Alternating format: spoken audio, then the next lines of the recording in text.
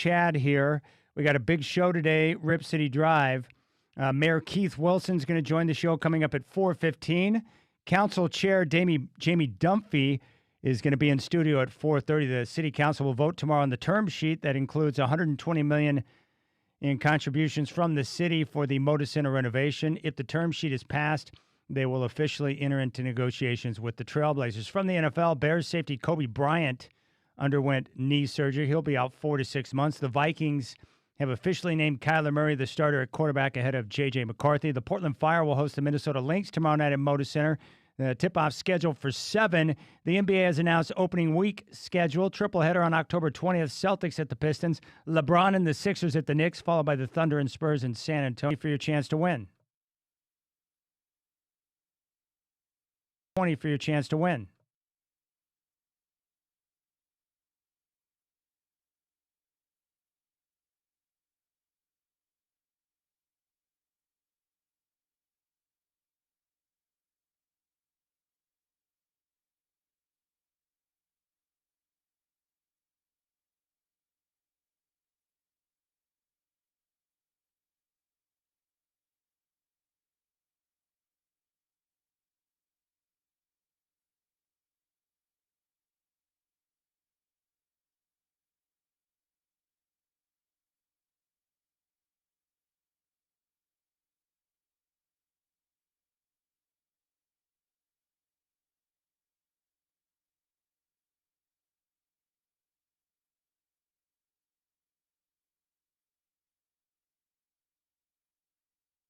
Yeah, forgive me. I'm just going to let this play out a little bit. This is a great, great song. All right, crank it, Shacker.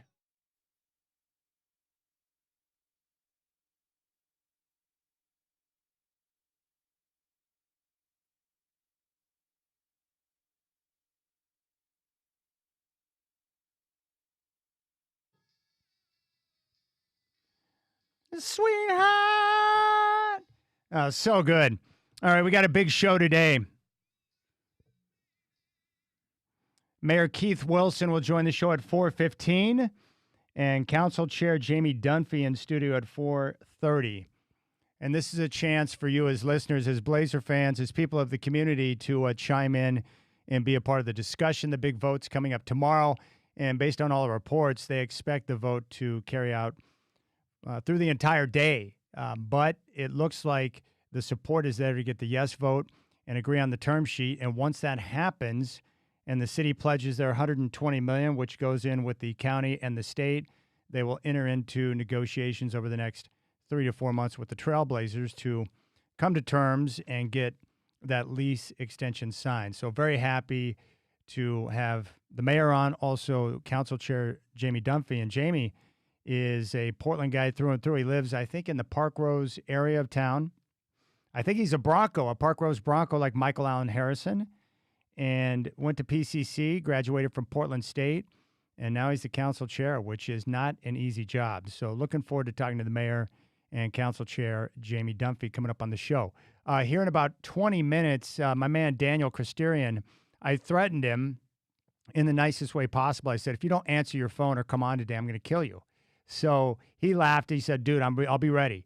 But we'll get the full update on the kidney transplant. He's got some great updates on Johnny, who received his kidney, and I think it's a great story. So we'll talk with them coming up here in about 15 minutes. You can reach out and take part in the show. 503-248-0620 is your telephone number. 503-248-0620. You can find me on social at Chad and Rip City. Also, go to our YouTube page, youtube.com/RipCityRadio620. You can like and subscribe and be able to check out the live stream, which is up and rolling every day. So you've got your phone number. We've got Hops tickets to give away. I'll do it today at 5:20, right around the time that the council chair will be out, and you'll have your chance to grab a 4-pack of tickets and go out to see baseball in Hillsborough. The new park, as I've told you before, is awesome, spectacular. So you want to get out there. If you haven't been there, you're going to be blown away. It's like, wait a second, they have this in Hillsborough? How does a single-A ball club have a park like this? It's major league quality, and I want you to check it out. I've got a letter. These are amazing to me. Every once in a while, I get pieces of mail here at the studio, and this was on the desk when I came in the main studio today, and it had my name on it. No return address, by the way. That's usually a bad sign for what someone wants to tell me, but I'm going to read this letter here in just a moment. I just want to give a fair warning. I've shown the picture to a couple of people. I was helping out today, trying to be a handy person before I left for work, and I was helping my daughter fold her clothes, and I came across a pair of jean shorts, but they were so short that it looked like denim underwear. And I'm just like, what in the world's going on? I'm done helping in the folding of my daughter's laundry department. It's not going to happen. I don't need to see it. I can't believe that girls wear what they wear. And there you have it. I was trying to be helpful because if I don't, she'll have clothes. Raise your hand if you've experienced this with your kids. They'll wash clothes, they'll dry clothes, and then they just leave a pile of clean clothes on the floor. You didn't think to move those to your room? You didn't think that maybe since they're clean and dried that you don't want to leave them lying on the floor of the utility room? They're going to get wrinkled. So anyways, I was trying to be helpful, but then I was horrified. But take a listen to this here. This is the letter that came into me today. It's addressed to me, Chad doing Rip City Drive. It's dated July 23rd, 2026. And then it's got my name, Rip City Drive, Portland, Oregon. Dear Chad, I listened to your show today and became even more certain that one of the following things has to be true. Number one, you are an apologist for El Cheapo and the Blazers for reasons unclear as you continue to gladly tout the leverage Tom Dundon has over the city and the county. Number two possibility, you are a champion of Tom Dundon to curry favor with him to obtain some type of employment with the Blazers at some point.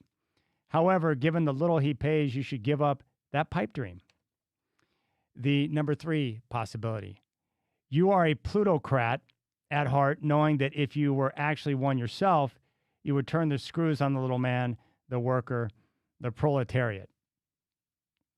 Or number four, you are a closeted gay man wanting to meet single men on the golf course. Your words. And Tom has somehow bewitched you while furthering your ridiculous belief that the Blazers coach is the guy he wanted and the salary amount was not consequential. And number five, you are just a dumb person and there is no fixing dumb. Now, I definitely agree with that. I think how my Nana used to say it was, there ain't no cure for crazy. Same type of thing, I guess. Whatever the answer be, you have lost all credibility with me and presumably many other listeners. Sincerely yours, Ricky Hart. And he signed it. You know, sometimes I wonder, is that the real name? But he actually signed his name. Now, he didn't leave any type of info where I could reach out or take part in some type of conversation. And that's what drives you crazy, because in talk radio, here's the essence. I mean, the true essence and beauty of talk radio and doing a radio show. I know this is going to blow you away, but I love people. I love talking with people. I love having conversation. I love discourse. I'm a big believer in the marketplace of ideas. So what I would recommend is, I have no problem that Ricky thinks the 5 possibilities that could be true about me. But I just want to have discussion. If you don't like my take, then allow for discourse to take place so we can have a discussion. And I've had a lot of people reach out to tell me that they're upset with my take on the Blazers or Tom Dundon. All I can tell you is I have not once been told what to say. I have not once been told what not to say. I have the freedom to express myself on my show the way I see fit. And I'm always going to be honest with you. And I will go back to the very beginning when Tom Dundon took over. I was happy because the Blazers were no longer going to be run by the trust. My favorite football team, the Denver Broncos, were held and run by a trust after Pat Bowlen passed away for multiple years, and the team suffered as a result because the trust is not focused on the future. They're not focused on performance as much as they are getting everything in order for the sale of the team. And the same would be true with Jody Allen and Burt Cold. They were preparing for the sale of the team. So they're not focused long-term into the future. What I like about having Tom Dundon in place now is that the Blazers have direction at the top. They have someone who has a desire to win and someone that has a plan in place to be able to make that happen.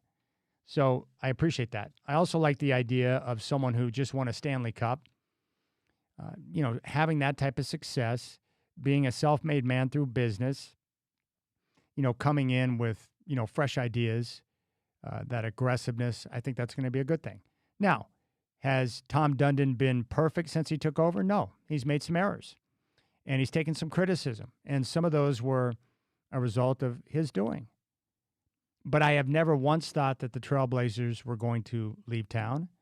I've always thought that a deal would be struck. I don't believe the NBA wants the Portland Trailblazers to leave town.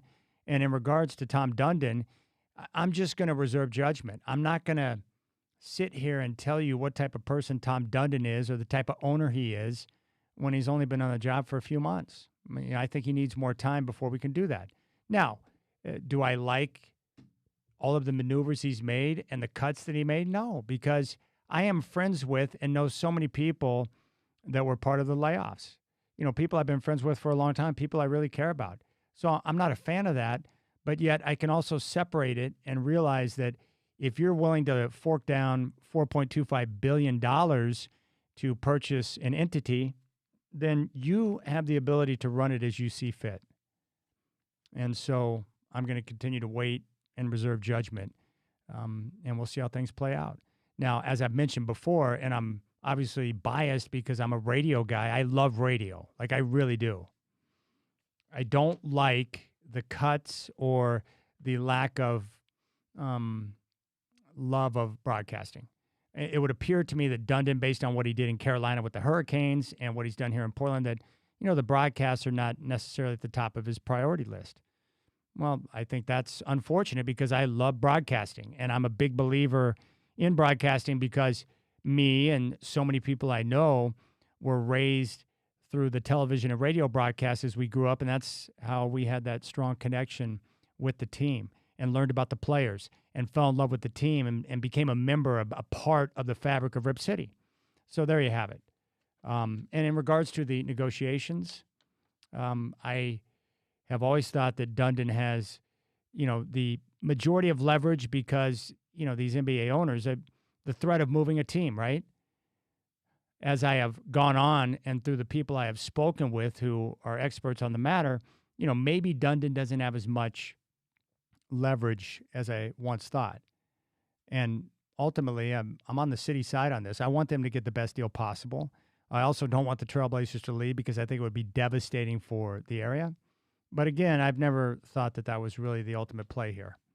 Tom Dundon is coming in. He's trying to negotiate and get the best deal for him. The city and their representatives are trying to get the best deal done for the city. And so you have two sides colliding, and I think in the end they'll find something they can agree upon, which is okay.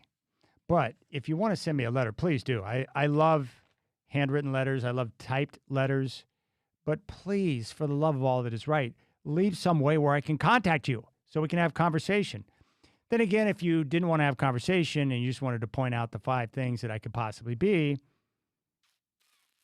I think my 2 favorites on the letter that Ricky sent me are, you are just a dumb person and there is no fixing dumb. I love that. But number 4 is pretty good. You are a closeted gay man wanting to meet single men on the golf course. Your words. I'm not going to lie. I love golf, and I do have a couple of guys I play with occasionally, but my favorite thing to do is to show up at the golf course as a single and get paired up with other people. Last week I played with a nice guy named Neil, and I played with the club pro. His name's Christian. Really nice guy named Neil, and I played with the club pro. His name's Christian. He's been here in the Northwest for about 4.5 years, so I had fun playing with those guys. I meet a lot of people out there, and I enjoy that. So Ricky, just reach out. We can have conversation, brother. In fact, Ricky, if you're listening right now, you can text me direct, 360-281-5473. All right, we'll come back. We'll get the update from Daniel Christerian. He donated his kidney to his best friend, Johnny. And so far, the early reports after the procedure are great. Mayor Wilson will join the show at 4:15, and Council Chair Jamie Dunphy in studio at 4:30. You got the Rip City Drive on your home of the Blazers, Rip City Radio 620.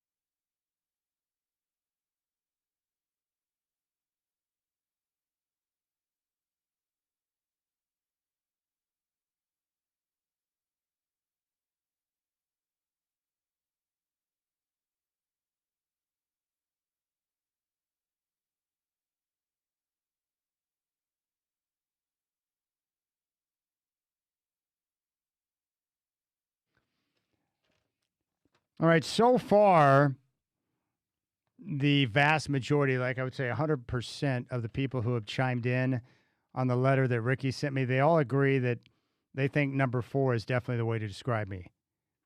And I got this letter from Ricky Hart, who sent me a letter in the mail to let me know that I have issues in regards to my take on Tom Dundon and the Portland Trailblazers. Number 4, you are a closeted gay man wanting to meet single men on the golf course. Your words. And Tom has somehow bewitched you while furthering your ridiculous belief that the Blazer coach is the guy he wanted and the salary amount was not consequential. All right, there you go. We've got the Mayor Keith Wilson will join the show coming up at 4:15, and then Jamie Dunphy, the council chair, will be in studio. So I'm really looking forward to the conversations with those two. But going to the phones right now, this guy here is a great friend, and what a great story he has as he has donated his kidney to his best friend Johnny. And Daniel Christerian's back on the show. Big D, what's up, brother?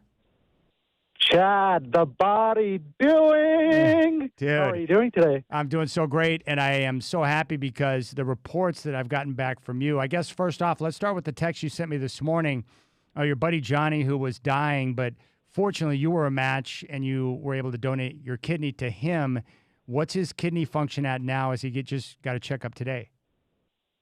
So it was up to 70, I believe it was, which normal people usually have around 90 to 100, but before the surgery, it was 9. So he had his doctor's appointment today, and they said he's doing phenomenal, and they were surprised at how good the kidney's been responding so far, and it's been an absolute blessing, Chad. I can't, thank you enough for all the prayers and all the people, all the prayers that people have said. Like, it's an absolute blessing, and he's recovering very, very, very well, and I mean, I have really no words. I can't really put it into words of how I feel for him and how his family feels and just the whole situation.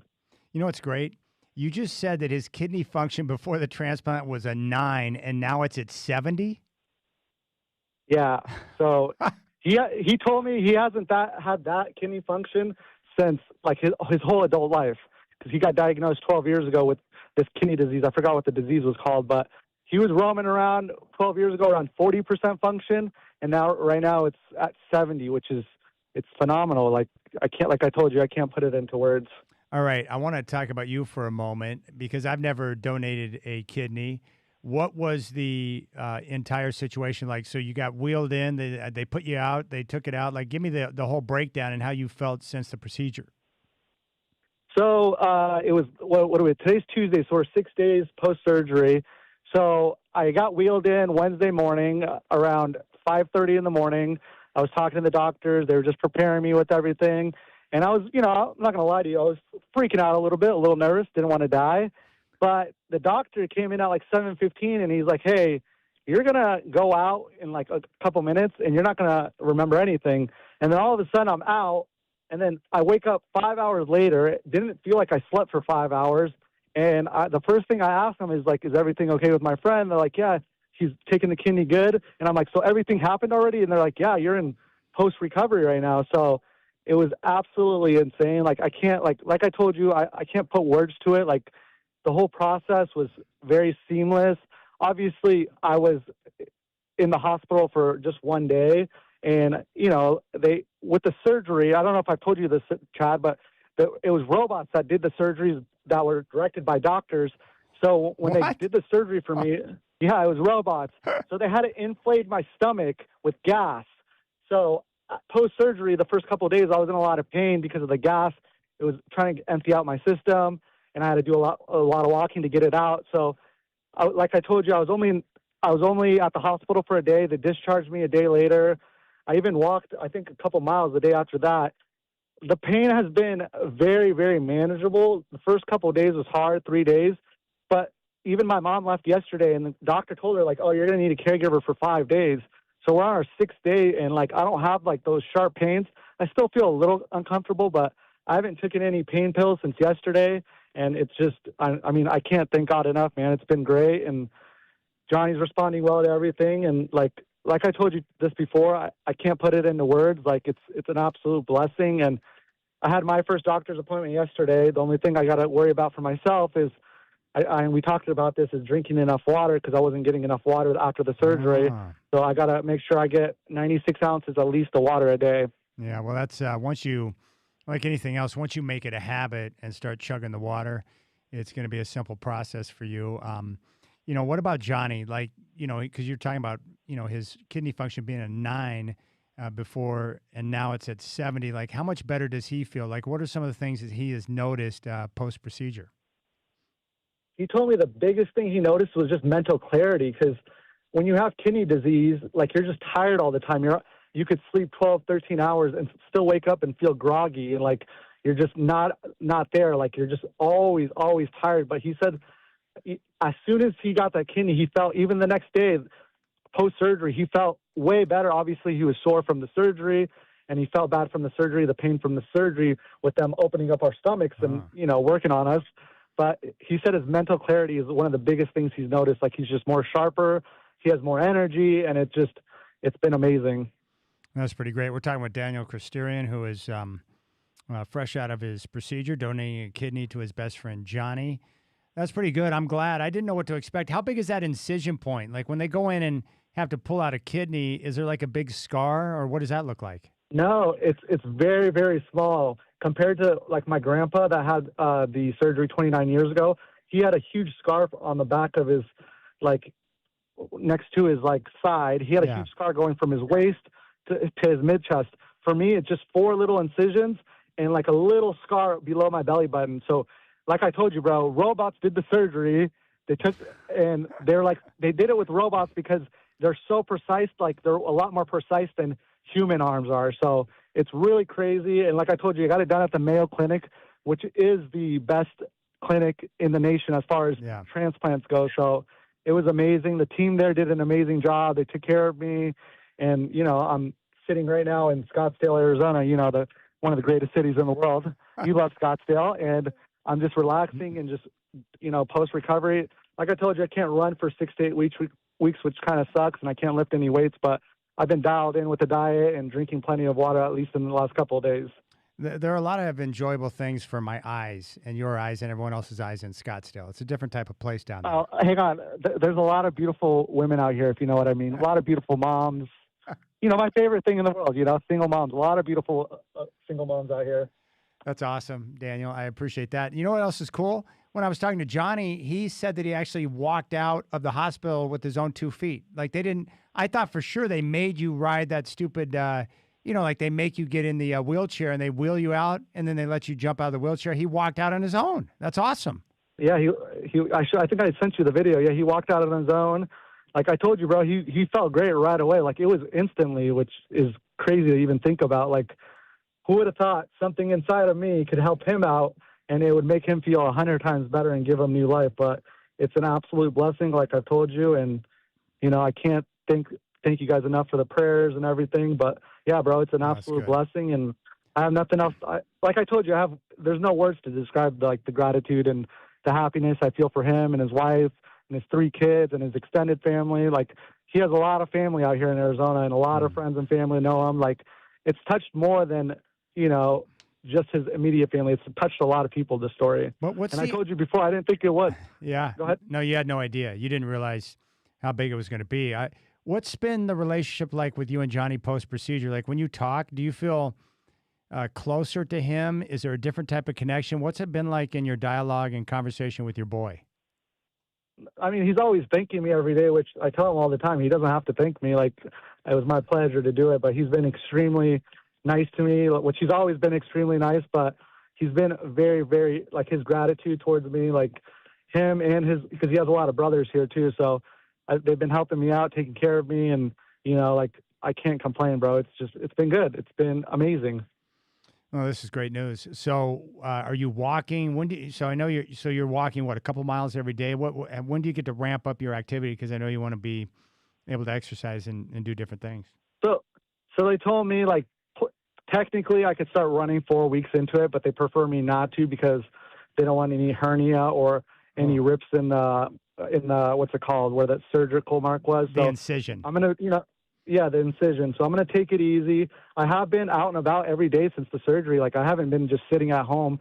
It's funny, Chad. They made it seem like before surgery, they're like, you're going to be in a lot of pain, blah, blah, blah. But the pain has been manageable, and I haven't taken any like narcotics besides the day of the surgery. But I left the hospital with just Tylenol, and it's been great. Like I told you, this is the 6th day, and I don't have any like sharp pains going in my stomach. Like it's still a little uncomfortable, but like I don't feel like there's an organ missing, if you know what I mean. I don't feel like I had surgery 6 days ago. That's great. I would say the biggest concern right now would be, and thankfully you did it at the beginning of August, the Duck football games could create undue stress on your body and create problems with you. So at least you have enough recovery time to get prepared for football season. Hey, and what are they saying? It's the best team in the nation, the best team the Ducks have ever had. We've never heard that one before, right, Tad? Dude. Hey, maybe God's blessed me a lot this year. Maybe he'll bless me with the Ducks championship. We just got to have our hopes high, right? Yeah, no, I would say that this team on paper has the potential to be the best Ducks team of all time. I do believe that. I know. I was watching the videos about them yesterday with their Ducks stuff going on. Their defense is deep. Their offensive line is loaded. The offense is loaded. You know, we got that quarterback from Detroit. Pretty good guy. The backfield's loaded. Like, the team is loaded, bro. Yeah, you got to be pretty pumped. Well, Daniel, I appreciate you jumping on and giving an update. I'm just really happy that my biggest concern going into this wasn't you or your recovery. It was that kidney and whether or not it would truly take to Johnny's body. But it sounds like it has, and things are on the uptick, which is great, because that was a concern I had, because my brother had donated a kidney that didn't take to the kid that he donated it to, and I thought that was tragic. So I'm just glad that you guys are in this place right now. It's awesome news. It's great, bro. And you know, I can't leave you alone without throwing something at you. All right. Do you have a blonde joke for me? I do. Okay, give it to me. What does a blonde put behind her ears to make her more attractive? I hate to ask. What? Her ankles. All right, Daniel, I appreciate your time, my friend. Tell Johnny I said what up, please. All right, well, Chad, have a good one. Love you, bro. Bye. There you go. That's great. Daniel feels wonderful. Still telling bad jokes, too. 503-248-0620 is your telephone number. The Mayor Keith Wilson, going to join the show coming up at 4:15. Jamie Dunphy, Council Chair, at 4:30. If you have any questions for the Mayor or for the Council Chair, you can send those in right now, 503-248-0620 if you want to call. You can hit the Rip City Radio text line at 88528. Any questions you have for the Mayor or the Council Chair, 88528 on the text line, or you can call 503-248-0620. One thing I'm definitely going to ask both individuals is, how do they feel with the vote coming up tomorrow? Do they feel like they have enough support to get this passed and agree to a term sheet? I also want to ask the council chair. They had some discussions, I think it was last Thursday, and there were 19 proposed amendments to the term sheet, and they all got voted down. And what I'm curious about with that is, does it give the negotiator more flexibility, more freedom to go in without the amendments to be able to get things, started in the direction they want as they begin negotiations with the Trailblazers? But it does appear that we're going to get a yes vote. My guess would be probably 7-5. That's how it's going to pass. If it ends in a 6-6 tie, then the mayor would be the vote to break the tie. And we'll ask him, if it's a 6-6 tie, will he support the Trailblazers, which I would think he would based on everything that he said. Even Jamie Dunphy's been very supportive and understanding the importance of this, doing the work to get an agreement with the Trailblazers so that the team can remain here long term. I think Councilman Ryan's been terrific. Obviously, the mayor, understands the importance of the Trailblazers. He's got a good understanding of their history here in town. So a lot of good things to talk about. But you can reach out on the text line 88528 if you have any specific questions for council chair or the mayor. And you can also call at 503-248-0620. But the big vote's coming up tomorrow. It sounds like that's going to take the entire day. And there could be some proposed amendments tomorrow, but it's going to take the majority of the day. And then we'll have full reaction to the results of the vote by the city with the show on Thursday. You can reach out 503-248-0620. It's your telephone number. This is my final day before I step out for vacation. I'm heading down to Los Angeles tomorrow. I've got a 4-game set with the Dodgers and Brewers on tap. And perfect timing, too, because the Dodgers are playing like garbage right now. Brewers are one of the best teams in baseball. There'll be a Kershaw bobblehead night, one of the nights I'm down there.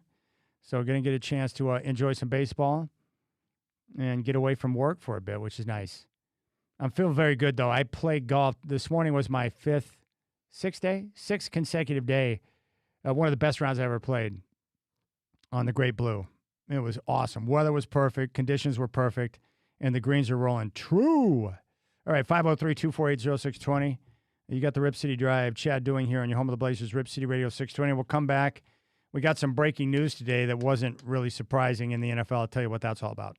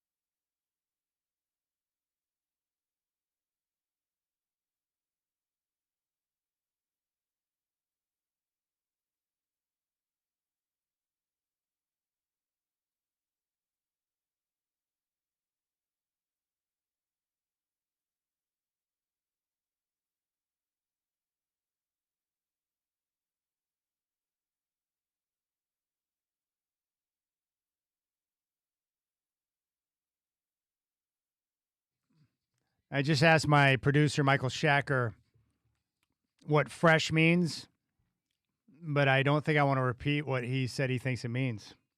All right, telephone number 503-248-0620. Mayor Wilson will join the show coming up at 4:15. And then Council Chair Jamie Dunphy in studio at 4:30. Hope you're having a very fabulous Tuesday out there. The weather is spectacular. You got to love the summertime. I've noticed the days are getting a little bit shorter, which is very sad. The NBA has announced their opening night schedule as they have their tip-off week. And so we're going to get the full schedule coming up here in a couple of days, which is going to be pretty sweet to see what the Trailblazers are dealing with. But that opening night on October 20th, there's going to be 3 good games. Celtics are at the Pistons. LeBron now with the 76ers. They'll be in New York to take on the Knicks as they get their championship rings. And the nightcapper will be the Thunder at the Spurs in San Antonio, a little rematch of the Western Conference Finals. So that should be really good. Now, we did get some news out of the NFL today that Kyler Murray has officially been announced the starting quarterback for the Minnesota Vikings ahead of J.J. McCarthy. Well, that's not really news. They announced it, but we knew going in that Kyler Murray was going to be the starter. They had presented it like it would be some type of competition, but the reality is J.J. McCarthy has struggled in his first couple of years as quarterback for the Vikings. And Kyler Murray comes in on kind of a prove-it deal during, after his time in Arizona. You don't bring in a guy like Kyler Murray with a player of his talent, his caliber, if you don't have every intention of starting him. And the Vikings have one of those rosters that's pretty deep and pretty loaded, so they've got the ability to go out and win and be competitive right now in a very, very challenging division. So, of course, you're going to play Kyler Murray. And with Coach O'Connell, he's so good with quarterbacks and offense that if Kyler Murray matures and really puts in the time to understand the nuances and details of the offense, he's got a chance to have a, big-time season. And then he could follow the path of someone like Baker Mayfield or Sam Darnold, where you're able to parlay that into another contract to where you could become a bona fide starter once again. He's got the ability to do that. I love watching Kyler Murray play. His athleticism, his ability to run around and make plays with his legs. He's got a strong arm. He's obviously undersized, and it's difficult for him when he's behind the offensive line to see certain throws or the angles that he has to throw at because he's got to throw over guys who are much taller than he is. But he's got great ability. I'm just excited to see what he can do with a coach like O'Connell and the offensive weaponry that they have there with the Vikings. It's going to be fun to watch. You know what I'm saying? Like there are certain, players. Maybe you've got guys in the NFL or college football that you enjoy watching. Like there are certain players I just enjoy watching based on their style of play. Kyler Murray is fun to watch because he's so unique at his size and his athleticism. I enjoy watching him play. I enjoyed watching him at college when he was with Oklahoma. Another player that I'm looking forward to watching this year is Sam Levitt from West Linn. Started his college career at Michigan State. When they made the maneuver to bring in Jonathan Smith, he transferred to Arizona State. And in his first year as starter, he led them to a college football playoff. And they nearly got over on Texas, but lost that game in overtime. I like watching Sam Levitt play because of the moxie. He's got arm strength, but he's a very good scrambler, very Jake Plummer-like with his ability to move around. And now he's going to get a chance to work with Lane Kiffin and Charlie Weiss, a great offensive coaches, and they went out and spent a ton of money in the portal, so they've got a lot of talent. I'm just excited to see what Sam Levitt could do with that type of talent. So that's another player. I like watching Cam Scatterbo. He's one of my favorite players in football. He's got a certain anger and aggression, a hunger that he has when he runs with the football in his hands. And he can do a little bit of everything. Short yardage, goal line situations. He's great because he's got that low center of gravity, and he always seems to move forward. He can move piles. Pass protection. He can catch the football. He's a wildly valuable utility type of player because he can do so many things. He's just a football player. He doesn't have the great speed or the great stats, but he's a guy that just knows how to make plays. So I really enjoy watching him play. Another guy that's always been fun to watch, Josh Allen, because of the size, the mobility, and the arm strength. Like, he's a freak of nature. You know, he needs to cut down on the turnovers and some of the silly mistakes that he has in some of the bigger moments, but ultra productive, one of the best players in the NFL. And I just enjoy watching him play. And there are a lot of guys like that across the league where I'll check them out. I like seeing them play. I was impressed last year with Tyler Shuck and the work he did with the Saints. And New Orleans has got a chance to win their division.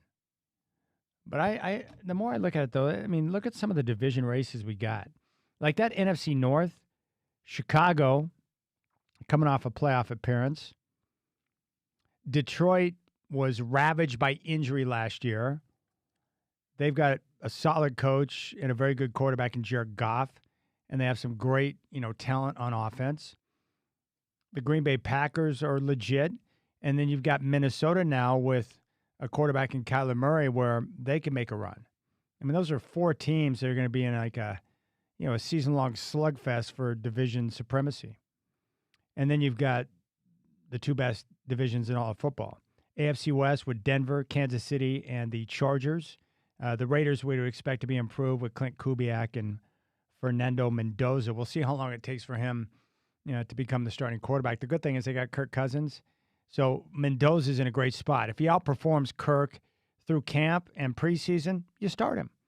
But if he's not ready, or you don't think he's ready, or you have any question marks about that, then you don't have to rush him out there on the field. And then, of course, the NFC West. Aside from the Cardinals, like the AFC West, you have three heavy hitters. Rams, who are going to get Aaron Donald back, one of the best rosters in football, and they're deep. Their defensive front is ridiculous. And they got Myles Garrett.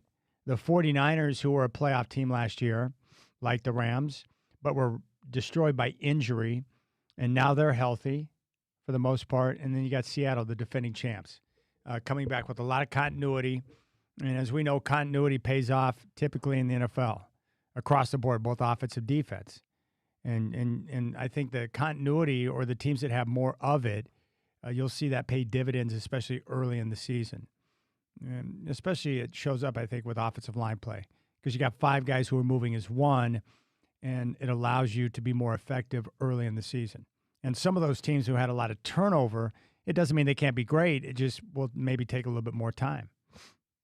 But this will be the first full weekend of preseason football. We have games Thursday, Friday, and Saturday. The Seahawks will play their first preseason game Saturday at Lumen Field up in Seattle. The Dallas Cowboys are going to be in town, and that game will kick off at 5 o'clock. But that's really what we're looking at. All right, 503-248-0620. Mayor Keith Wilson coming up at 4:15. Council Chair Jamie Dunphy in studio at 4:30. You can hit me up on the text line at 88528 if you have any questions for Mr. Dunphy or the mayor. If you want to jump on board and talk sports, whatever you want to talk about is fine by me.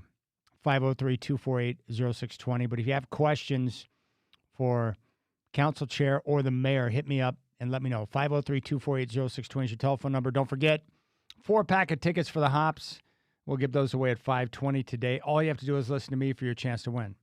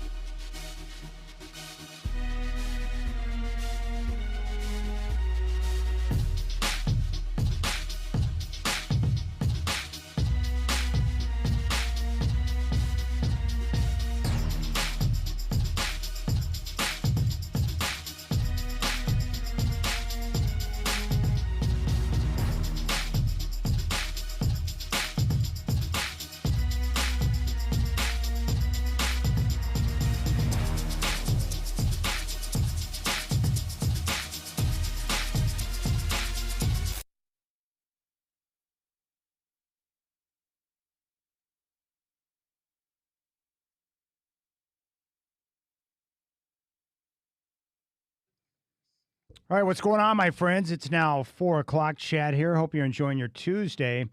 Mayor Keith Wilson will join the show today, coming up in 15 minutes at 4:15, and then Council Chair Jamie Dunphy will join me in studio at 4:30. The City Council will vote tomorrow on the term sheet that includes a $120 million contribution from the city as part of the Moda Center renovation. If that term sheet is passed, they will officially enter into negotiations with the Trailblazers. From the NFL, Bears safety Kobe Bryant underwent knee surgery. He's going to be out 4 to 6 months. The Vikings have officially named Kyler Murray their starting quarterback ahead of J.J. McCarthy. The Portland Fire will host the Minnesota Lynx tomorrow night at Moda Center. Tip-off is scheduled for 7. The NBA has announced their opening week schedule. We have a triple header on October 20th. Celtics at the Pistons, Sixers at the Knicks, followed by the Thunder and Spurs in San Antonio. We're giving away a 4-pack of Hops tickets today at 5:20.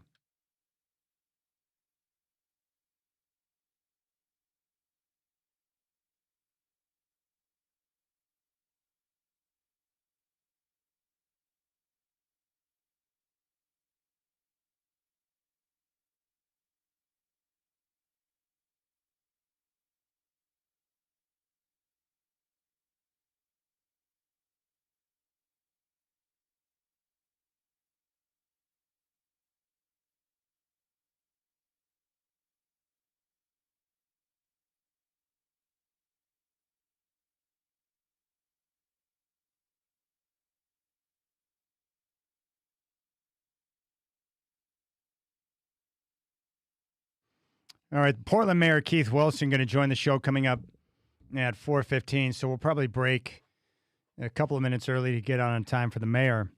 And the questions are starting to roll in. So I want to give you that text line number once again, 88528 to the Rip City Radio text line, 88528. You can send a message directly to the text line, 88528. And that's a good way for me to get the question that we can ask either the mayor or Council Chair Jamie Dunphy. You can also just text me direct on my phone if you want, 360-281-5473. A lot of people like to send me letters. You could send me a letter, but I won't get it for a couple of weeks in the snail mail. But you can also send letters here to the studio. But the best way to engage in the conversation with the Council Chair and the mayor, just hit me up, 88528, or text me direct at 360-281-5473. The big vote's coming up tomorrow, and I think this is, time to celebrate. I also think it's important for everyone to understand the process. I anticipate a yes vote tomorrow. It's going to pass, and they'll agree to a term sheet. But just remember, this doesn't end the process. What the term sheet does, if they agree to it and pass it, is that it gives the framework for the negotiations to begin with the team. And that's where the city and the Trailblazers will start to work through the negotiations to where they can come to terms on that lease extension for 20 years. And the process will probably take 3 to 4 months. They have a deadline in December, but I don't think they're going to pass that deadline. But we'll probably find out sometime in December that, the city, the county, and the state, they're on the same page. The Blazers, they have come to an agreement, and then we'll find out that the lease extension has been signed. That's probably how this is going to play out. But we'll get details from the mayor on the process. We'll have him explain it because I think for a lot of people it's a little bit confusing. But ultimately what they're doing tomorrow is voting to, pass and confirm the term sheet, which gives the framework from where to start when it comes to the negotiations between the city and the team. And that's really what this is all about. And, of course, Jamie Dunphy, the council chair, he's in a very challenging spot because, he's got to navigate the council, and they're going to have a lot of discussions tomorrow. So I'm excited to see how the process plays out. And I think for a lot of you who maybe aren't politically active, this situation, because you're a sports fan, you care about it. I've seen people, engage and become more active, which I think is pretty cool. So I just enjoy the entire process. And as I pointed out before, time and time again, I think we're seeing this play out pretty much how I anticipated, much in the same way it did in Carolina with the Hurricanes when Tom Dunham purchased the hockey team. Negotiations get a little bit embittered at times, a lot of finger pointing. There's frustration, but it's all part of the negotiation process. And eventually what the discussions do in public and in private as it drives both sides to the bargaining table to where you can get a deal done. And I think that's what we all want. The Trailblazers belong right here in Portland. It's part of the fabric of our city. It's important to have a giant tent pole like the Blazers in the city. And I think the Blazers, hard to envision the area, especially downtown, being revitalized without, having the Trailblazers be a part of that. And it's nice to have it for all the different reasons we talked about. The biggest reason why, and I think I'll ask the mayor about this as well, but, the building belongs to the city. It needs to be upgraded so that aside from basketball, they can continue to host major events and concerts and different things that come up throughout the course of the year. They're going to have to renovate it. Better to do it now when you have a legit tenant in the Trailblazers and you've got all of that money coming from the state due to the bonds in their agreement with the Trailblazers. So if the Trailblazers and the city, if they can't come to an agreement or they're unable to negotiate because the council doesn't pass the term sheet tomorrow and all of a sudden the Trailblazers are gone, it's going to be much more difficult for the city to be able to renovate that building because they probably won't be able to get the $365 million from the state of Oregon. So it's almost like, sometimes I think in politics, like you just have to hold your nose and cast the vote. Even if it's a little bit stinky for you, that, this is the best option. And then all the different tentacles that we've talked about. But as I mentioned before, I really think the best way to look at this, the money, the $101 million from the county, the $365 from the state, and the $120 from the city. Just remember, this is not money that's being dropped right into the pocket of Tom Dundon. It's not like he's taking that cash and dropping it in his bank account. No, it's not about that. This is about us.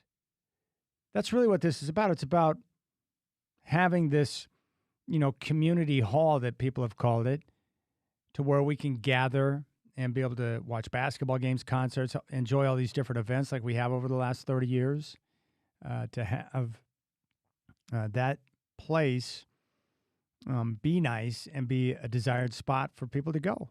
That's what it all comes down to. So, I think we're on track for the yes vote, but we'll get details coming up with the mayor and with the council chair, Jamie Dunphy. 503-248-0620 is your telephone number. I hope you're enjoying your Tuesday afternoon. Yeah, the golf course was terrific this morning. And, we were joking about that letter I got from Ricky earlier today, and he was, giving me a hard time making fun of me, which is fine. But I do enjoy playing with different people. Today, I had a chance to get paired up with one of the teaching pros out at Heron Lakes, and we played the Great Blue. And one thing I enjoy about playing with really good golfers, and he certainly was, I love the tempo, and he was making solid contact throughout the day. The ball striking was very good. But and maybe you've been in these type of situations before in different scenarios. I love being around people who are really good. Or if I'm playing golf, playing with someone that's really good, because it heightens my focus, my senses, and my awareness. It makes me want to play better and to do better. I like those type of situations, but the conditions were terrific, really good. And it's nice to have those days where, you're just locked in, and where you're not thinking about your swing, and you don't have a lot of swing thoughts that are cluttering up your dome. The putting, you feel locked in with the putter. I just wish every morning could be like that, but that's not the case when it comes to golf. But man, it's good out there. And I played Forest Hills Friday, Saturday, Sunday. It's really in mint condition right now. They're doing a great job with the course. The greens are rolling true. I've told you this. I'm going to tell you again. If you're playing Forest Hills, the rule of thumb is don't get above the pin. If you're above the pin on basically every hole, you're in a little bit of a dicey situation. But Marcus and his team are doing a great job. Locally owned. It's beautiful out there. And you get your tee times. Just go to golfforest.com. Golf Forest Hills to book your tee times. Great spot. And we're going to have, what are we now? Just about mid-August. You know how it works out here. August is terrific. And then basically the whole month of September, because we always get that extended summertime weather, which is terrific. The NBA schedule, the full schedule should drop. So we're going to get details on the Blazers schedule here in the next couple of days. It'll be nice to look through. And most importantly, I think what I'm most excited about and I would imagine most of you are in the same boat. I just can't wait to be there at Moda Center for that first home game, knowing that the next home game the Blazers play, Damian Lillard is going to be on the court. And once they hit the regular season and play that first home game, and he's introduced and takes the court for the first time, can you imagine the ovation? Can you imagine what it's going to be like to see him out there bumping around in that Trailblazer uniform? It's going to be spectacular. All right, we'll step aside. We'll come back, and we're going to be joined by Portland Mayor Keith Wilson, and we'll dive in on the big vote that's coming up tomorrow. If you got questions, 88528 on the Rip City Radio text line, 88528. If you got a question for the mayor, you can hit me up on my cell at 360-281-5473. We'll talk with the mayor next on your home of the Blazers, Rip City Radio 620.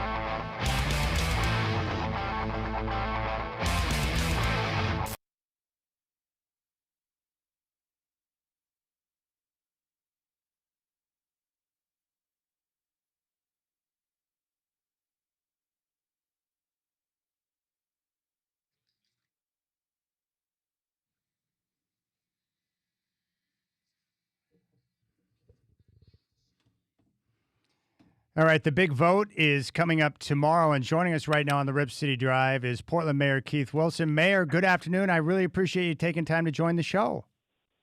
Hey, my pleasure. Good to talk to you. Yeah, it's great to talk with you. And first off, I just wanted to say thank you. I've been really pleased with your efforts from the get-go to get out in front of this and try to help all sides get to a point to where an agreement can be reached to keep the Trailblazers right in here where they belong in Rip City. I really appreciate your work, Mayor.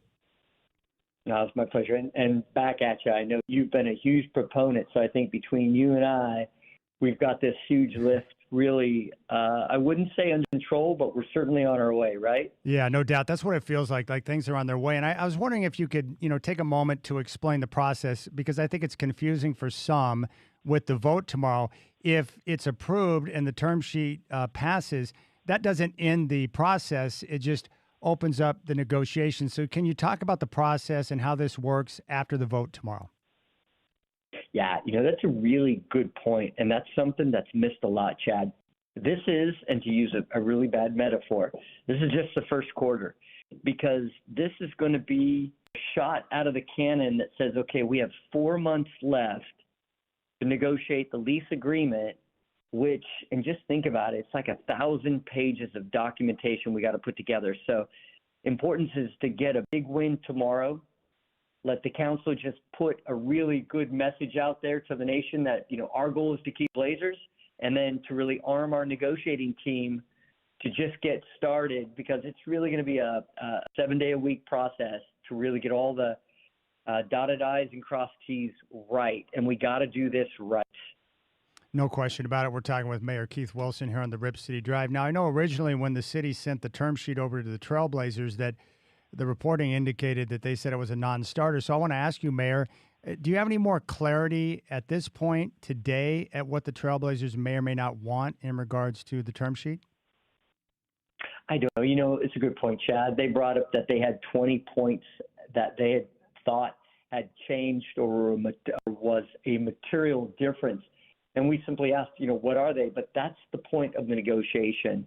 That they said it's a non-starter, I would expect that. It's going to be a hard negotiation, and I would expect somebody to come in, and I'm confident Tom Dundon is going to drive a very hard bargain. But in the same regards, Portland and our negotiating team, our focus is to get it right, to get the details right. But if there are 20 points, let me know what they are, and it's time to go to work. No question. Are you confident in the team you've put together with your negotiators as this process gets underway? Absolutely. Yeah, no, some of the negotiators have decades of experience working specifically on arena and stadium deals, and I've been impressed and proud with them for the last 6-7 months already. So we've got the right team. And tomorrow, I'm really confident that our city council is going to recognize the importance that the Blazers play. You certainly have talked about it, yes, a lot. I really appreciate you leaning in on this messaging-wise, but I think they're going to recognize, let's get a term sheet that we may not all like, but we really allow us to be a starting point in the discussion. Hey, how do you feel today, Mayor? Do you think you've got the support that's needed to pass this tomorrow with the council? I do. I think we've really been intentional in listening to them. There's been a lot of behind-the-doors conversations and executive sessions. There's been a lot of work sessions and discussions on the dais. We've really leaned in and listened to them, and we've incorporated an awful lot of what their input has been into the term sheet. And our goal is just to simply, it's time to really throw it up against the wall and start negotiating about give and take. Yeah, no question about it. Now, with this new expanded council, if it ends in a tie, 6-6, now you would be the person to come in and break the tie, correct? That's exactly right. Yep. And can I assume that if that were the case, that you would continue to that you would vote in the way that you've supported the Trailblazers throughout? Yeah, certainly being right in the middle of all this. But I don't, we don't want to do any foregone conclusions, Chad. First of all, we got to get the details right. We got to talk about the process. We got to really make sure that we're, taking care of Portland and Portlanders first and foremost. But at the end of the day, the Blazers have been a part of our DNA. It's been a part of my story. It's been part of the Portland that I've grown up in. And I think it's the same with a lot of people in Portland. So but we got to have the right deal at the right time to take care of Portland, to make sure that the Blazers get a fair deal, fair shake, and so does Portland. So long as we get through all those details, which I'm absolutely confident we're going to, you can bet I'm going to be there to vote. It's going to be a good day. No, it's terrific. I'm really excited to see how things play out. What were your thoughts on the council's lengthy discussions on Thursday that resulted in striking down 19 proposed amendments to the term sheet? It was a long day. It was tough for council. I made one of the comments at the end of that, and it was earnest. And I said, I've learned a lot through the process, and we haven't stopped. We took some of those amendments, and we're trying to look at the dotted I's and crossed T's to see what does have a material best interest for everybody. And so tomorrow, we've got to incorporate the county, which is obviously a huge stakeholder in this. We got to take into consideration what their thoughts are, what their resolution said. We're taking into consideration what our council brought forward, which there were some great ideas in there. And so I'm confident when we bring forward the term sheet tomorrow, you're going to see that kind of aggregation of a term sheet that really recognizes what the NBA wants, what the Blazers asked for, what the state needs, which is a huge partner in this. We can't forget they're going to be funding 2/3 of renovation. Yeah. What the county needs and certainly what the council wants. But when you look at it, there's an awful lot of stakeholders, and it's been difficult. But at the end of the day, I think we're going to get something passed that really allows us to get going. I was wondering, I've heard you talk about this, but maybe it would help people who don't follow it as closely. The $600 million, of which is technically, I guess, 573. How did you guys arrive at that number? What was that process all about? Yeah, early in this process, we saw that the purchase was going to go through, or we were confident that the purchase was going to go through. And so really back in January and February, we had a lot of conversations with the state, the county, the city, and then we certainly were working with the NBA and also the new ownership group, Tom Dundon and such. And we were working through what does a Class A state-of-the-art arena need? What was the costing on that? And so between the five of us, we really looked at numbers. We all came up with a general commitment, and that's essentially where we arrived at the numbers in March. But all the parties were there talking about give and take on what it was going to be required to get that place renovated. Well, it's certainly not the lowest cost renovation. It certainly isn't a new stadium, which was something I just remember having extensive conversations with the governor about.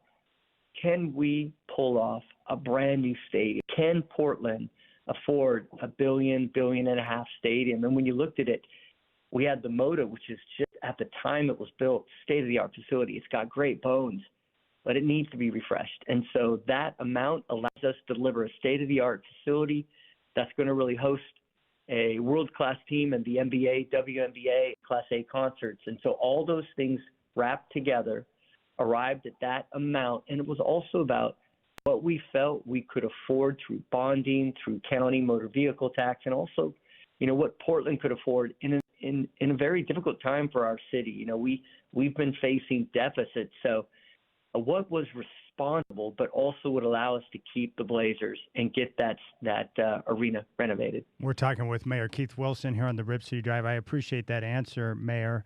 Do you think it's reasonable to expect the Blazers to soften a bit if there's a yes vote tomorrow and the funding's in place as you guys head to the negotiating table?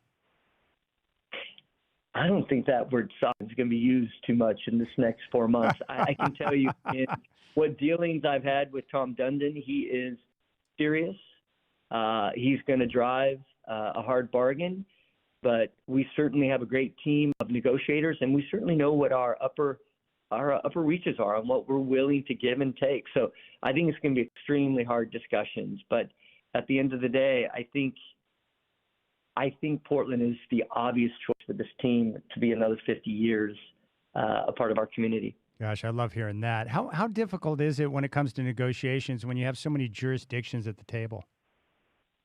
Yeah, it's something I've never dealt with. I got to tell you, I've been talking to the negotiating teams, and they've been saying firsthand that this is the hardest negotiation already that they've participated in. So It's very difficult. And then you have to throw in the elected leaders who have their constituents to really keep at the center of their thoughts. So it's very slow, it's very deliberative, but at the end of the day, it has to be very rewarding for everybody throughout the process. Now, Mayor, there was a period of time where the Blazers appeared to be obsessed with the threat of litigation. Can you give us the background on that so that people can understand what that is all about? Yeah, so it was really talking about a first class or a Class A standard for our arena. And you're right, that was taking up an awful lot of the oxygen, but we had to continue to talk about, that's looking in the rearview mirror. In other words, there's no reason to address the bridge agreement with 120 days left before December. And the reason why December is so important, that's when the bonding sunsets. In other words, we have to have a deal by December or state bonding, which is 2/3 of the capital, goes away. So with that said, knowing we have only 4 months left, for us to open an agreement up, the bridge agreement, to remove a Class A covenant, which frankly, once we get to renew the lease agreement, becomes null and void, it would be a waste of time for all parties. So we kept saying we're not going to look in the rearview mirror. We have hard and difficult discussions. We're only here to use every day that we have to talk about new lease agreement and about the 20 years that we're going to extend to have the Blazers here before we contemplate perhaps a new arena at the end of that deal. So it's all about now and in the future. We don't have time to look back. And so we will remove that Class A, or it will become less important or not important at all with our new lease agreement. Okay, that's terrific. Now, Mr. Mayor, I took some questions from listeners, some of your constituents, and I wanted to get one of those to you. This comes from Paul, who says, Mayor Wilson, if Portland is putting $120 million of public money into the Moda Center while Tom Dundon is not contributing private capital, what specific financial and contractual protections are you getting for Portland taxpayers, and what happens if the Blazers don't fulfill those commitments? Yeah, so we're talking about the capital expense, so $120 million. When I looked at it, I look at, well, what would the outcome be if we didn't have the Blazers? So first of all, they bring in about $600 or $700 million a year of economic opportunity. Those are all the hotel rooms, the restaurants, the bars, the jobs. All of that economic activity would go away. And then you think about how we're trying to build the city back, right? We've got the Broadway corridor, which is a great big piece of dirt just west of the, and then you've got the Lloyd district, which is going to be 30 acres of dirt in a couple months. And it would mean that we wouldn't be drawing investors to Portland because we'd have an arena that would be dark and quiet. So those are the sort of economic development critical threats that I see that this project is. Now, let's talk about the other aspect where do we want to be a major league city in a mid-sized metropolitan area? And I say it's yes. And then and I'll add one more. When I look at other arenas and the cost that it takes to build a new arena, $1 billion, $1.5 billion, and we're really Portland, just specifically Portland. Our capital is $120 million. Now, I don't discount any amount of money as not being consequential. This is consequential. But for all the good that we get, I think it's worth it. And then I think about 30 NBA teams. There's only 30 of these teams. And we're a mid-major city, and we get to not only keep one, but to be this brand that's known nationally and internationally as this extraordinary city. I think it's part of our community, it's part of our DNA, and I think it's incredibly valuable to keep and grow this franchise in Portland. But also, think about the WNBA, the Class A concerts. We're going to have to renovate no matter what. We just have to renovate. We're a flyover city for some concerts already. Those days have got to come to an end. Portland is a first-class, top-shelf city, and this is going to allow us to really live up to that billing. Well, I appreciate that answer, Mr. Mayor. I've got one more question for you. And this is a comment that you had made. You were talking about the community and how they're the huge stakeholder in this whole thing. What was your reaction to seeing the public testimony and all the people that showed up at City Hall last week? Chad, it was so fun to see because there was so much rhetoric over this last 3-6 months about do we want to keep the Blazers? Are they worth it? That's too much money. We're going to be paying only millionaires over buying books. And it was fun to see the community show up when they had a chance to provide their input, to just see that overwhelming support for the Blazers, which I kind of thought was there, but because we started talking about so much of the what ifs and what are our values, it was great to see, Chad. And you know, you're out there every day professing the benefits of the Blazers and what it means to our community. And I had been out there too saying this is important. It was so fun to see all these individuals show up and just say, you know, I'm a Portlander, and the Blazers are part of our community. So it was really heartening. All right, Mayor Keith Wilson here on the Rip City Drive. Mr. Mayor, thank you for your time. And again, I really appreciate the efforts that you put forth in this entire process. I'm looking forward to the process tomorrow. I know that you're optimistic about how things are going to play out. But again, thank you so much. And you're welcome on the show anytime. Thank you, Chad. And my thanks is really to you, Chad, for just being such a proponent and getting out there and just providing all the clarity and the information for listeners and our readers and such. So thanks for what you do, brother. All right, appreciate you, Mr. Mayor. Rose Broncos in the house now because Jamie Dunphy has made his way into studio, and the council chair is going to. Rose Broncos in the house now because Jamie Dunphy has made his way into studio, and the council chair is going to join me next. If you got any reaction to the mayor, you can reach out on the text line at 88528. Telephone number 503-248-0620. But really appreciate the mayor taking the time to, you know, join the show and share his thoughts because it is a big day tomorrow. And I know you Trailblazer fans are going to be paying attention. All right, Council Chair Jamie Dunphy's in studio when we come back on the Rip City Drive on your home of the Blazers, Rip City Radio 620. Hey, thank you.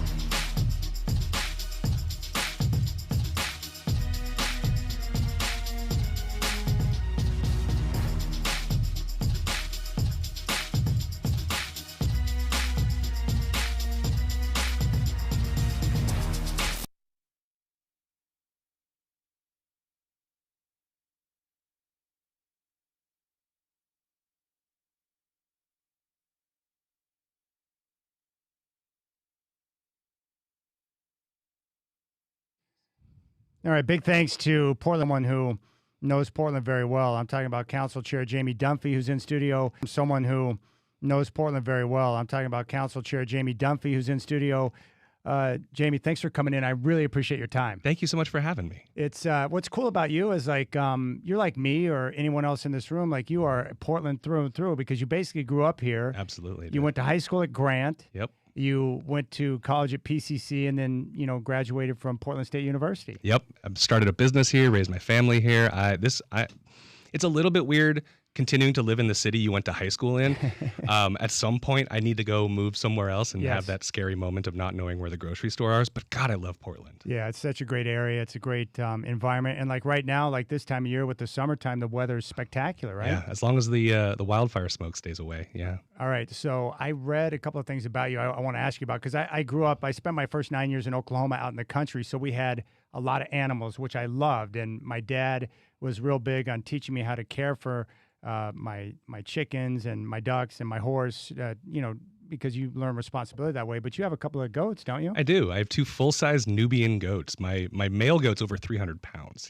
They're huge. And I've had chickens and dogs and cats, and I'm a huge animal lover. Do you use the goats for milk? Nope. They are a brother-sister pair. They just, they're fixed, so they're not reproducing. And if they aren't reproducing, they don't make milk. So they're just pets. And we have a little feeder station on the corner, so neighbors come by all day and just pet them and feed them, and they're deeply spoiled animals. I had no idea, and then I was reading up on the goats, but apparently they make terrific pets. They're so fun. They're like dumb dogs, and they're dumb dogs that are also prey animals, which is an entirely different thing. But I spend a 4th of July sort of sitting in their barn with them, petting them, trying to calm them down. Dude, that's so great. But they're wonderful, and I live in the city of Portland and get to have full-size goats, and it's really fun. And the kids that come by in the neighborhood probably love it, don't they? All day. It is so much fun to watch. That's great. All right, I wanted to ask you because your career in public service has been very interesting, but from what I gathered, like you didn't even anticipate being in this role where you're now council chair. How did it come to be? Yeah, I've been in public service for a very long time, for over 20 years. Originally, I wanted to be a teacher. That was my career path, and honestly, when I left to go to PSU and get my degree in education, the education system was so broken, I just couldn't take part in it, and I switched to political science and worked at different levels of government. I worked for U.S. Senator Jeff Merkley. I worked for Portland City Commissioner Nick Fish. I was a lobbyist for the American Cancer Society for a little while. I honestly, after Commissioner Fish passed away in January of 2020 and the pandemic happening, I kind of thought I was done in government proper. I was pretty burned out. But then this new form of government happened, and the position moved from being not only a legislator to also an executive in charge of city bureaus to actually just being a proper legislative position, which seemed really exciting. Yeah. And then we had districts, and my side of town, East Portland, suddenly had dedicated seats, and it sounded like a really great opportunity. And then, candidly, there were 95 people running for city council. And almost all of them good human beings, but very few of them knew where the bathrooms were in City Hall, let alone how a bill becomes a law. And Yes. I was like, maybe I have some skills to offer to help this new form of government. And, I won. And then unfortunately, my expectations were correct that I could, in fact, help people. And now I've had to be the city council president for the last 8 months. Yeah, And, what a challenging job that has been. But I wanted to Yeah. ask you about the expanded council now Yeah. with 12 members. Do you think that this new form, as you guys are kind of feeling it out, has a chance to be successful? What are your thoughts early on? I really do think that this is better in every way. I think that not only the district representation, the larger, more expanded council, the clearer, more defined roles of the city council versus the mayor versus, for the first time in history, a professional city administrator. Like, it is so much clearer how information passes, how dollars are being spent, what outcomes are. I really believe that this system is going to be just transformational compared to the old form of government. The old form of government just really did not work, and people didn't have a real sense of how broken it was until maybe the last 10 years. And this actually has the potential to fix some of the basic stupid things that happen in our city. That's great. Council Chair Jamie Dunphy is in studio. I want to go back to last Thursday. You were in what appeared to be 24-hour discussions with the council. You guys spent a full day going over many things. 19 amendments were voted down, and I wonder your thoughts. My guess would be because maybe if you don't add amendments now, it makes it easier for your negotiators to work from like a clean slate, right? I don't know if that's right or wrong, but walk me through that process on why there were no amendments on Thursday. Yeah, as council president, my job is to handle the process behind all of our public policy conversations. And so I have been trying to drive public engagement and collaboration with the administration and the recognition that the city councilors are not negotiators. We have a professional negotiation team. I have never negotiated a $600 million sports franchise contract. I haven't either. Yeah, so I have no idea what is actually going to strengthen my hand or what is going to weaken my hand. Yes. And there's a lot of great ideas. Like through the public testimony, we've heard some really great ideas of things that we would love to see. Street level pricing, right? I'd love for a beer to cost the same inside the venue as it does outside. Naming rights, all these things. I don't know what puts our negotiators in the best position. And so what I asked for council was, if as you are considering amendments, please include our negotiators. Please work with them to find something that is not going to be a poison pill, not going to be something that could damage this process. Yeah. Unfortunately, a lot of my colleagues did not do that. They didn't go talk to the negotiators and see if the process was aligned with what their vision was. And I told my colleagues very clearly, like, if you weren't going to follow the process I laid out, I'm not going to vote for your amendments. And because I really did think that if we put something in there without it being vetted, without it being strategic, without it being really intentional, that could be a reason why the Blazers walk away, and I'm just unwilling to let the Blazers walk away because of a silly little mistake. That makes perfect sense. Are you confident? Do you like the team that you have with your negotiators as you guys continue to move forward? Yeah, absolutely. Between the city, the county, and the state, we have a really solid negotiating team. We have very clear record of where the city council, the county commissioners, and the state legislators all want to go, what they want to see, what the realm of possibility is. And then we have some very serious professionals who have been doing this for their entire careers, who are ready to get to the table if the Blazers show up to the other side of that table. Yeah, that's a big question, and we want to see that happen. We want both sides to engage. Absolutely. All right, so I think this is important because I think some people are maybe – they're new to this, or maybe they become more politically active because the Trailblazers were a threat to possibly leave town. So it's nice to see people engaged, but you're going to be in the thick of things tomorrow. So walk us through the process tomorrow for the vote. What's going on? What are you guys trying to accomplish? And if it passes, what does that mean? Yeah. So tomorrow is the vote on the term sheet. We have worked with the state and the county to put together a document that is our opening salvo for those conversations. We are creating a joint authority, a joint legal authority between the state, county, and city. That is our negotiating team. And we are handing them this document that's only like 9 pages long right now. It will eventually become a 300-page document. And this is for them to go in and say, this is where we're starting, where are you starting, and how do we start the back and forth? So tomorrow is a very important vote, but it is only the opening moments. It is not the final terms. When we know that the Blazers are going to ask for things, we will have things to ask for in return. It will be a back and forth. The final contract will not come back to us looking like it does now. We know that for sure. This is really just the first major step in trying to begin those professional conversations. Wow. So tomorrow, you're looking at a full day of work tomorrow then? It very likely could be. We're not having any more public testimony at this point. We've already had our public testimony. We've heard from a lot of passionate folks on both sides of this. In fact, it's so much passion and it's so evenly divided that it's largely unhelpful because we have like 50% of the people saying, do not let the Blazers leave at all costs. And we have 50% of the Blazers people saying, do not cut a blank check to a billionaire. And they're both right. And so I think we will land this tomorrow. I think that we will see the city council, who's very serious about getting to a deal, collaborating tomorrow. There may be some additional amendments. I'll tell you that I worked with the negotiating team to say, like, you heard this dialogue with counselors. You heard where the tension points were. You heard where counselors wanted to see a better deal and a better return for the city. So there will be a couple of additional small amendments that I think meaningfully move the overall term sheet in a better direction and keeps our hand in a very strong place. Doesn't add anything crazy, doesn't give the Blazers an excuse to say, oh, this is a total non-starter, we're going to walk away. We think that this is still going to be a national industry deal, and we feel a market rate deal, and I feel very good about it.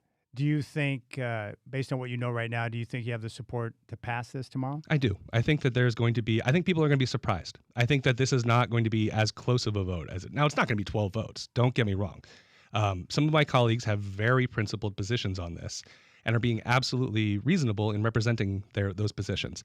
But I do think that there's an overwhelming majority of council who are going to support this at the end of the day. Yeah, it was interesting to watch the discussions last week because maybe you can talk about how your role as council chair is different than, being a councilman, because it looked like there were people who were visibly upset with your stance. Absolutely. On things. Yeah, there were a lot of folks who were absolutely upset, and some of my closest colleagues were really upset with me. I'm very serious about demonstrating to the public that the city council, that the media narrative about the city council is not accurate.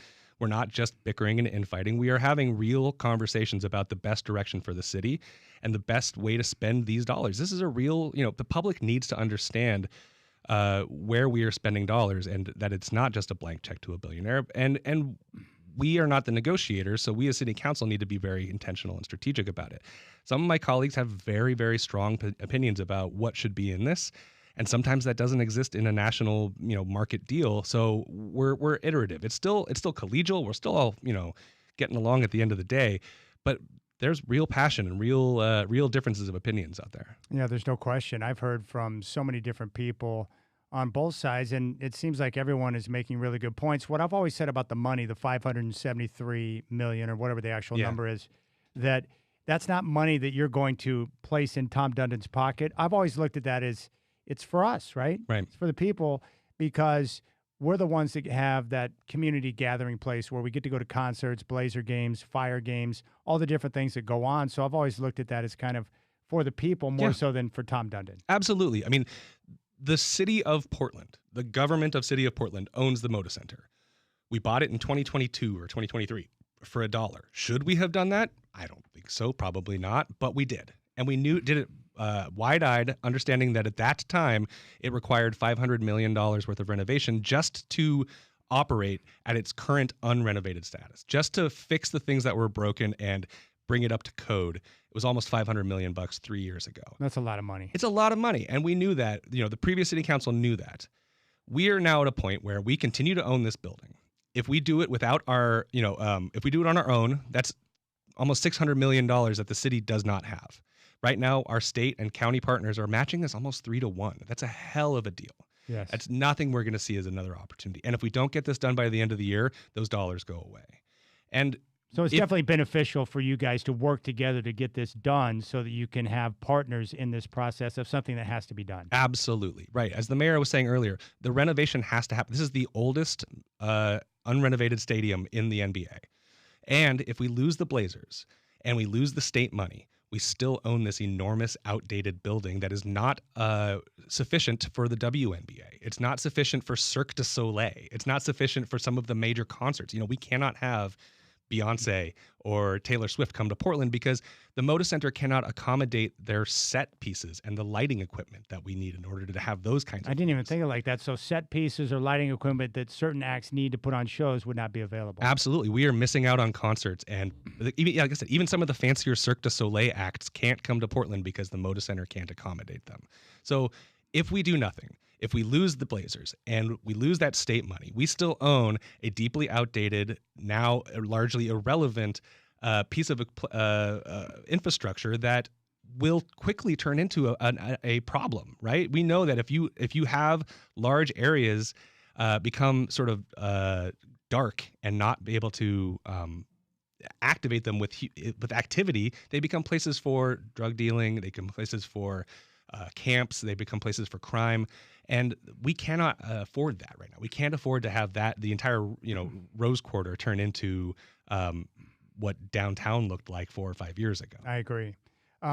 With the for the $120 million, there's been discussions about where that money's going to come from. It could be, part of the Clean Energy Fund or maybe from the sale of the Trailblazers. How are those discussions going amongst you in the council in terms of where that money's going to come from? That's really hard right now because I see an absolute argument for an investment from the Clean Energy Fund, right? Like the Moda Center right now operates on diesel generators on the roof.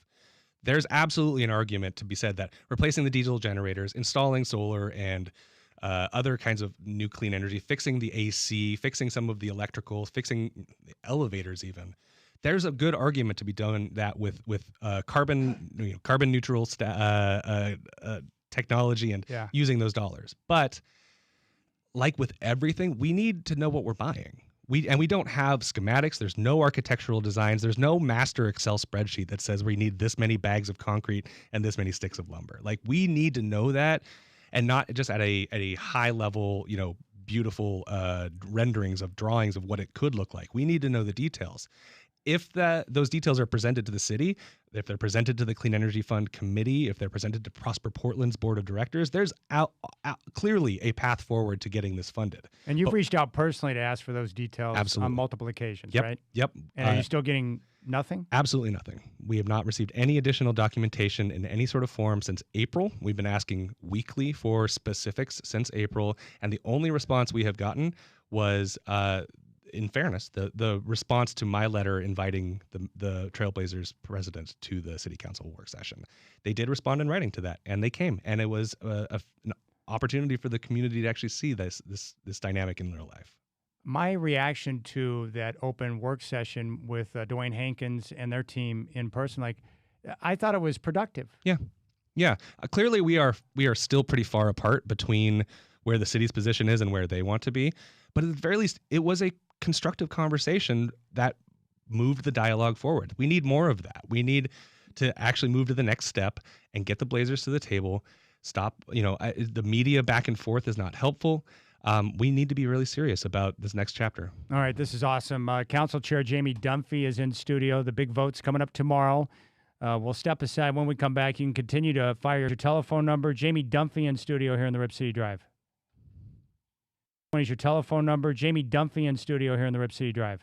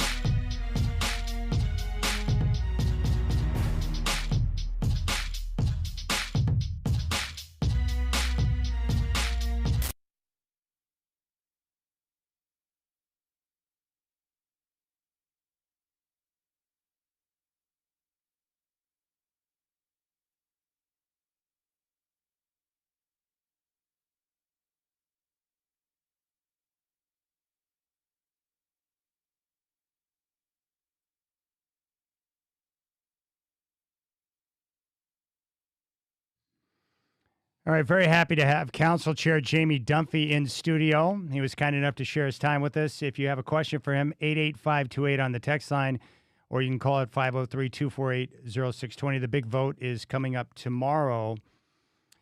As you've taken a look around the country, do you have an idea of what a fair deal is for the city of Portland? We've been told that this is a fair deal, that having this many community partners coming in and that it meeting, that we had an assessment done a few years ago and that we are largely adjusting for inflation, that has been considered a fair market deal. And we've been told that by the NBA. We've been told that by objective observers from other parts of the country. So but again, I've never negotiated a deal like this. I'm just trusting the professionals to say, yeah, this lines up. That's interesting. I know when you originally sent the term sheet over to the Blazers, they responded with, it's a non-starter. Do you have any idea today or any more of an idea of what they want today? I mean, a little bit more now, just in as much as we were saying, President Dwayne Jenkins came to the city council and actually said there are some things on here that we don't like and that there are things we want to see. Some of the complaints were a little detached from reality. Like they complained about like the state income tax. That's not something that the city of Portland can deal with. They complained about some of the other local taxes. Again, not something the city of Portland can do.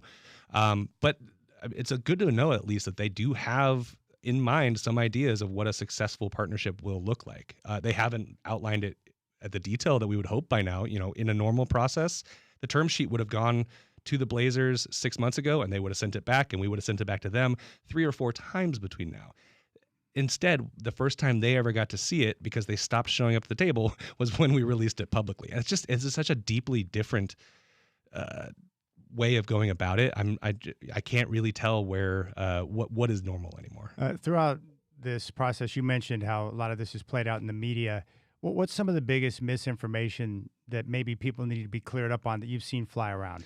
Yeah, well, there's a couple of things. I mean, one, there are broad accusations of sort of backroom dealings and giving money to a billionaire and cutting a blank check and trying to listen to moneyed interests behind closed doors rather than the voices of people who are screaming at us from the from the testimony table. That's not true. There have been there are always conversations about fine details, but this has been as close to a transparent process as I could hope for. It's far from perfect. Don't get me wrong, but we were from the very beginning intentional about trying to make sure the public understood where this conversation was going and what it is they were buying for their dollars. I will take some ownership over the fact that this process has been deeply imperfect because, as I mentioned, as council president, I am in charge of process. And a lot of the Blazers sort of action happened around the exact same time that the city council was trying to address the largest budget hole in the last 60 years. We just had to cut $170 million out of our budget and lay off a number of positions. And as council president, I don't get any more staff, any more capacity, any additional resources to be able to do all of this. And so I had to make a decision. We're going to finish the budget. We're going to get through it. We're going to pass it. And then we're going to pivot the full of government all towards this Moda Center situation. And that is what has happened. And you can see basically the week that we finished the budget, suddenly we were rolling out community engagement opportunities and new websites and new all these things. But ultimately systems are built by people, and we're a new form of government, and we're struggling to get all the things going. So I own that. Like the communication for the public should have been better. Yeah, but a difficult time for you guys with a new expanded council to all of a sudden get a deal of this magnitude dropped in your lap, and you had no choice but to act because it's critical. Truly, yeah. We did not. I wish we were not talking about the Moda Center right now. There are so many other huge problems right now. And so many things that we could proactively be doing to help the average person who's living in our city and is recognizing the struggles that our community is going through. Homelessness is obviously the number one issue of our day. We have so many unsheltered neighbors sleeping on our streets. That should be our full focus. We have thousands of people falling into homelessness every year. We have crumbling infrastructure. We have bridges that need to be replaced. We need potholes to get filled. We need fields to get mowed. And we're having to talk about the Moda Center and how to rationalize dealing with a out-of-town jerk billionaire who does not seem to actually care about Portland. Well, when it comes to the revitalization, and I think you hit on all the key points that I hear from people, and just when you're talking to people in the community, How important are the Trailblazers being a part of this community for the hoped revitalization of the downtown area and, of course, Albina, all the surrounding areas here in Portland? Yeah, I mean, it is absolutely vital to our identity as a region. We are, we're not a major sports city. We're one of the smaller markets, but no other franchise has a fan base like the Blazers do, and that's known throughout the country. And that is so important to our sense of place and our sense of self. I've only been to one Blazers game in my life, and I care about the Blazers being here because that is who we are. And so I desperately want to make sure they are staying if they possibly can. It would be such a huge step backwards. We really are setting the foundation for what Portland's next great chapter is going to be. And I've been in public service for 20 years. I'm not naturally an optimist, but I feel genuinely hopeful about what the next 2, 5, 10 years in Portland is going to bring. If the Blazers leave, that is just such a reputational damage to us, regardless of even if we do everything right. That's such a huge hit to our collective consciousness as a region.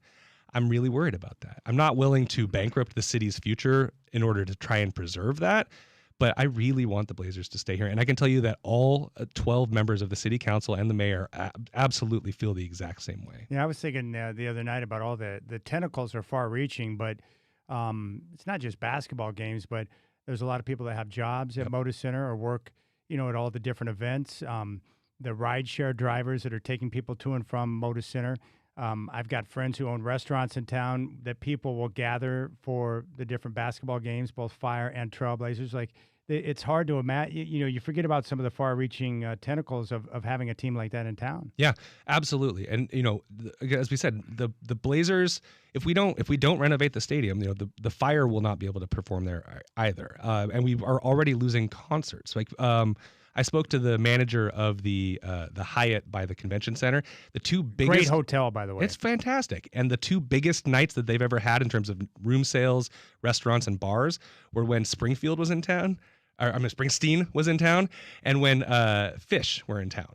Like, if we don't renovate the stadium, we don't get those concerts pretty soon also. And so it's all about it. And the other part of it is if we lose the momentum in the direction we're going right now, the Albina Vision Trust is trying to do something truly transformational for the community that was displaced from that area, and to try and develop some of the land around the Moda Center for housing and for a new, true neighborhood feel that was displaced by the installation of I-2 or I-5 North, or I-5 just north and south, I guess. If the Blazers go away, I don't know how they move forward either. And, there are so many other parts of this that is just, it would be such a huge hit. I really don't even want to truly imagine a scenario where they actually leave. No, but it's funny, like when we were living, my mom and dad, my brother and I, in Colorado before, my parents had come out here on a business trip. My dad was working. We had a family meeting at the table. Hey, what do you guys think about moving to Portland? I'd never been here before. I was, 11 years old. But I knew one thing. I had a poster in my room. Clyde Drexler was on the poster. I thought, well, they got Clyde the Glide. It can't be that bad, Absolutely. And so it was already in my mind that, the Blazers were part of the identity of Portland. I wanted to ask you something about the Blazers.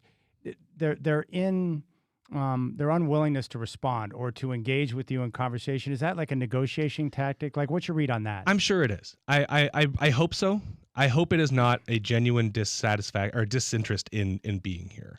It's starting to look like it might be more than a negotiating tactic. I hope it is that this new owner is a tough businessman in a way that he's coming in to push some weight around and try to get a good deal, but that he actually does want to stay here. I don't know that is the case, and I have, it's been months now of waiting to see if their negotiating position changes, and it hasn't. So I hope it is a tough negotiating position and not just an indication that they are trying to leave. Okay, so let's say that tomorrow you have the support and the term sheet passes and you guys enter into this period of time in negotiation with the Blazers. Like, how difficult are those negotiations going to be, and what are some concerns as you enter into that based on what you know right now?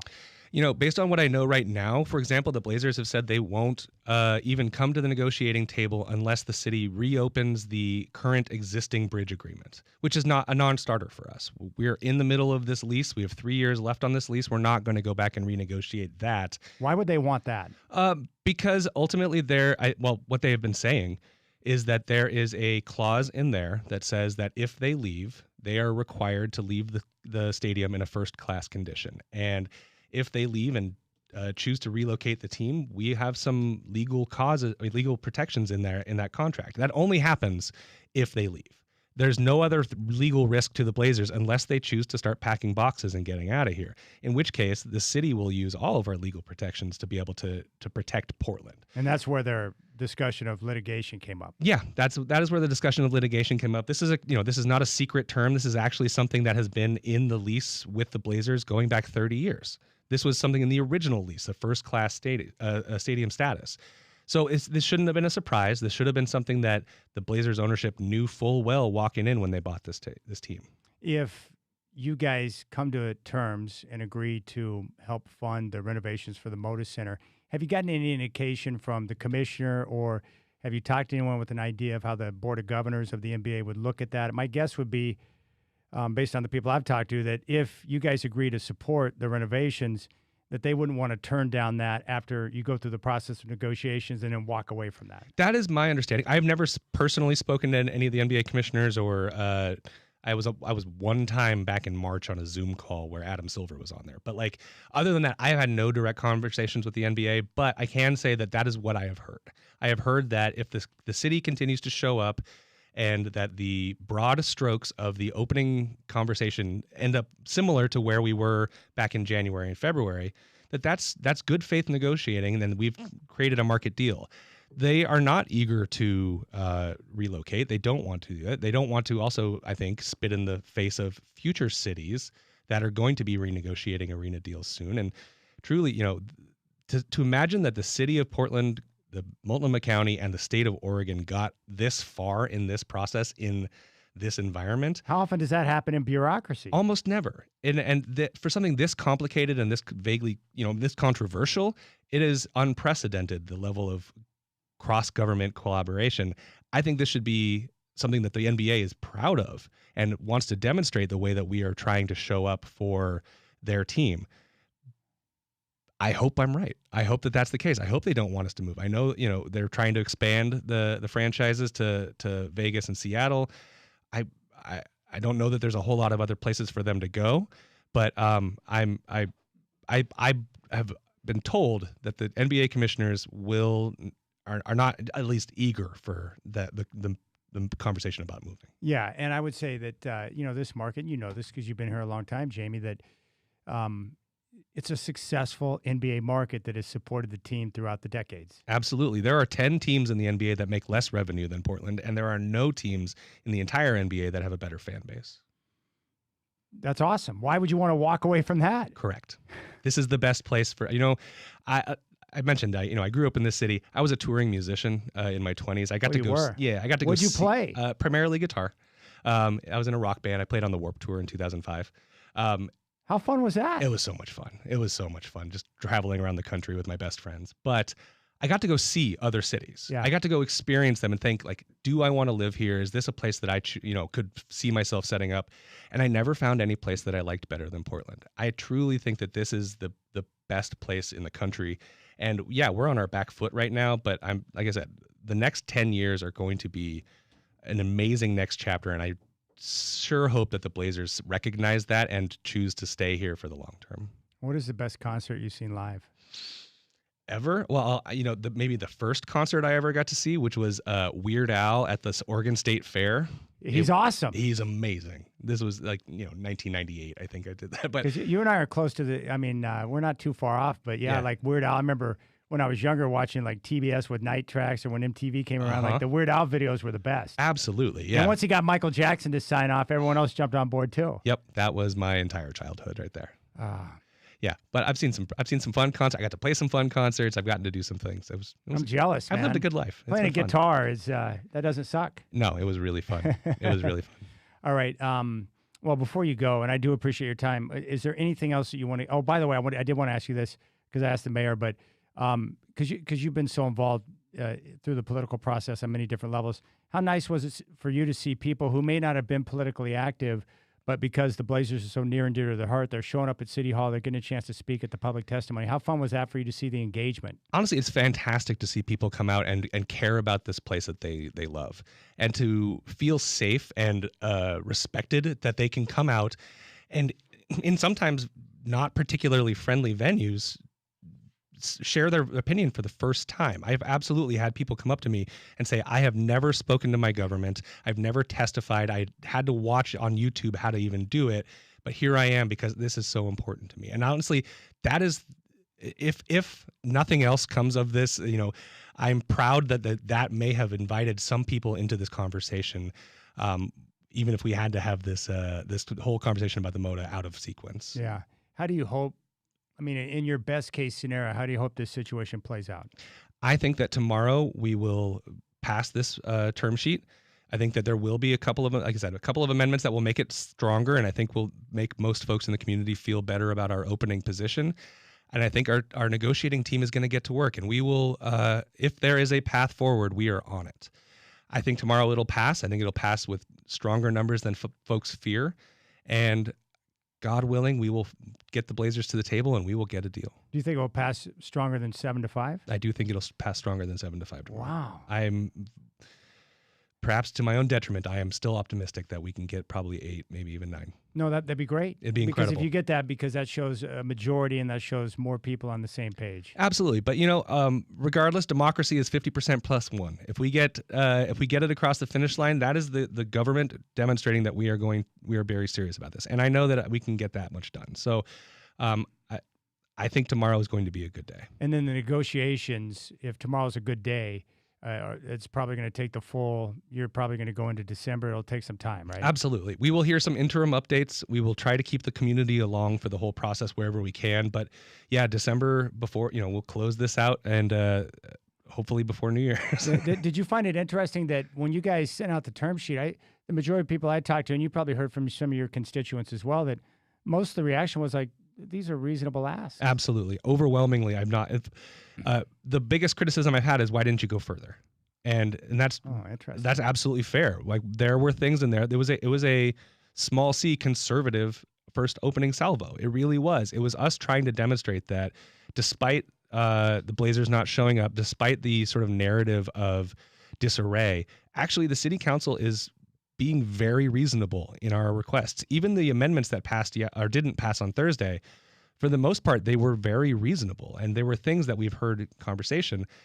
Again, we're just being extremely cautious because the Blazers are not showing up. Are you okay taking a phone call before you go? Absolutely. All right, let's go out to Skamania. Casey is on hold. Casey, you're on with Chad Doing and Council Chair Jamie Dunphy. What's on your mind? Hey, thank you. I have a couple of comments and then a question for Jamie. First of all, I just want to, I feel for the position that the new counselors are in and Jamie's in and the city's in because, as Jamie said, without the renovations, even the fire is not, feasible. And I guess that's my comment is I guess one of the things that I take exception with, and Jamie, I think, refuted his own statement. He said two things are true. One is there's a camp that says, hey, by all means, keep the Blazers at all costs. The other camp is don't write a blank check to a billionaire. And I guess that the latter is, and I'm not on anybody's side here. I just want to see a fair deal and see the Blazers stay in Portland. But I guess I take exception to that, the latter comment, because it's Jamie himself said, hey, without this renovation of the arena, we're not going to get these big entertainment acts. We're not going to get the Beyoncés and the Taylor Swifts and we're not even going to have the fire. And so it's not a case of writing a blank check to a billionaire. It's not even close. I mean, that shouldn't even be a talking point, in my opinion. Now, my question is this. I used to work in construction for a big general contractor in Chicago for about 6 years in business development. The last thing that I ever wanted to do was present a budget to someone and not be able to meet it. So I hear Jamie saying over and over again this quote of, well, we need to see sticks of lumber and bags of concrete. So my question is, I think I saw something about them talking about bringing in an architect to do some initial design, but where did this number of $600 million come up with? Because the only way that I guess somebody had to do a rough order of magnitude budget, to be able to, because you want to present this worst case scenario of $600 million and then be able to design it and build it and come in ideally less than that. But like, where did the $600 million come from? Because I guess my concern is if that wasn't based on something concrete of some kind of rough order magnitude design budget, where did these numbers come from, $600 million? All right, Casey, appreciate the phone call. I asked the mayor that same question, how the number came up with. There's a process and a formula for it, but why don't you comment on that? Yeah, so I can't say to the specific dollar amount, but I can say that, for example, back in 2022, 2023, we had a condition assessment report.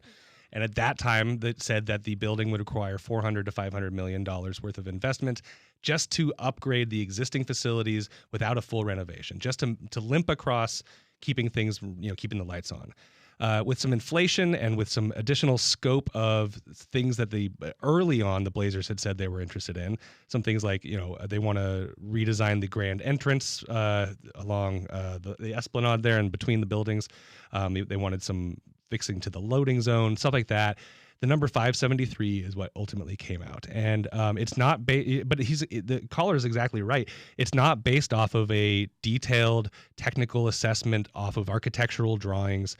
We have not hired an architect yet. That is a point of contention about whether or not the Blazers should have hired one by now, since ultimately Rip City Management is going to be the entity that would be doing the construction.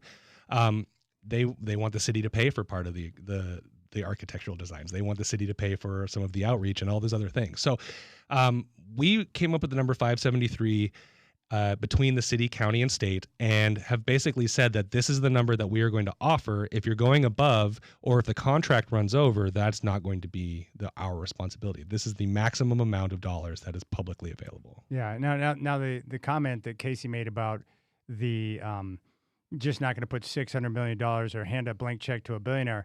I think that's just the general perception that a lot of people in the community have, right? Like, hey, we have a billionaire owner who just bought the team. We don't want to give him tax dollars. Like, exactly. That's the perception, right? Yeah, the perception is that this is a privately owned business in a privately owned facility, and that we are cutting a blank check without anything attached to it.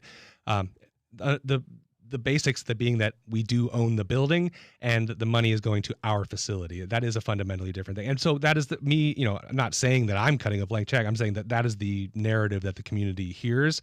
But when people get a little bit more of the nuance, they understand that that's not quite what is happening here, and it's not helpful for us to keep saying it. All right, this meeting on Friday, I think it was a global architecture firm, Populous. What were they showing there?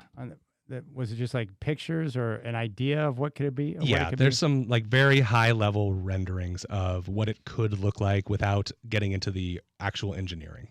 I mean, they looked pretty. But it does, again, like you said, without the details. Right. It's just a drawing. It could be just literally an AI generated picture of, hey, what does a fancy Blazers stadium look like? But it's not real. It's not anything for us to actually react to yet. All right. I really appreciate your time. Anything else you want to get out before tomorrow? No, I want to honestly just thank the way that folks who have been listening to this, both in Portland and outside the Portland area, have been reaching out and trying to influence this, and recognize that this is as the caller was saying, and as you've said, like, this is a weird situation for us to be in, and it would be a hard situation if this was a normal negotiation. It would be a hard situation if we were a government that had 100 years of experience under us. We don't have either of those, and so I really appreciated the patience from the community and the guidance and the continued trust to show up and tell us, get this done. We're going to get it done in a right way. And well, I just want to say thank you, like I did to the mayor. Like, it's been nice to see everyone, the county, the city, the state, show a desire to keep the Trailblazers in town, because you all understand the importance of having the team here and how much we love the Trailblazers. But to see you guys actively working through it, just nothing but mad respect, because I got to be honest with you, like, especially after watching your discussions on Friday, like, I don't want your job. No. It's brutal. I don't know that I want my job much longer. All right, Jamie Dunphy, the council chair here in the studio.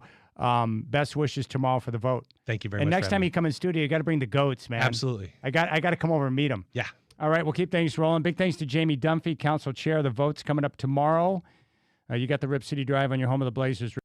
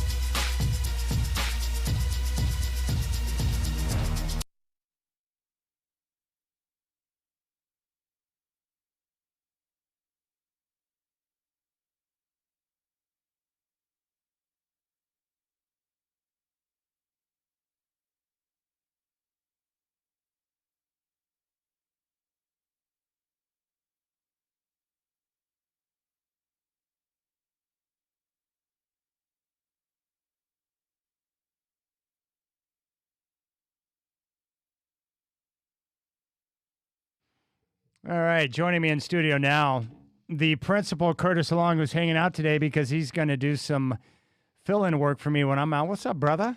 Good to see you, and you can never pull anything past Mike Shacker, can you? We talk Weird Al, and here he is. He's great with the music.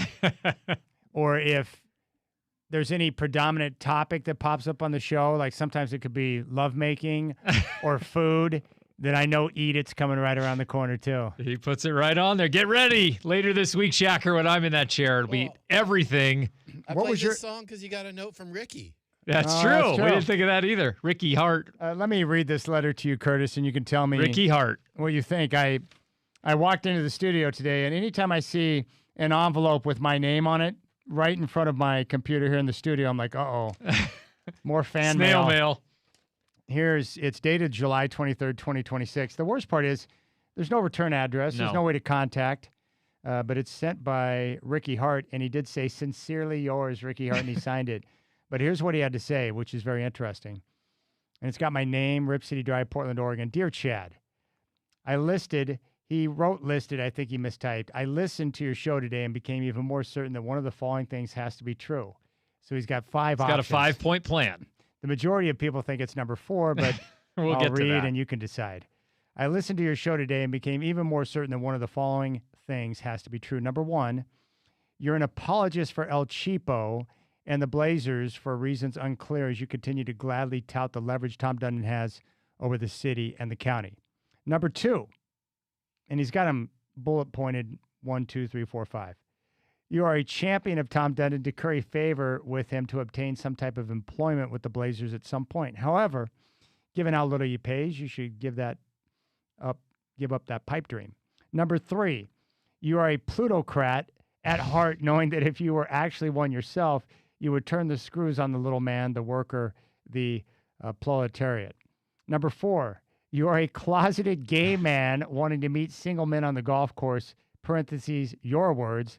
And I do like to meet guys on the golf course and go enjoy a round of golf. That's the leader in the clubhouse right now, right? Off the text lines and the callers. Yeah, by far, 100% of the response says number 4. You're a closeted gay man wanting to meet single men on the golf course, your words, and Thomas somehow bewitched you while furthering your ridiculous belief that the Blazer coach is the guy he wanted and the salary amount was not consequential. Or number 5, you're just a dumb person and there's no fixing dumb. Whatever the answer may be, you have lost all credibility with me and presumably many other listeners. Sincerely yours, Ricky Hart. Thanks, Ricky. Number 4, the leader in the clubhouse. Number 5, though, not far behind. Just No. plain dumb. That's where my dad would lean. Yeah. You're a dum-dum.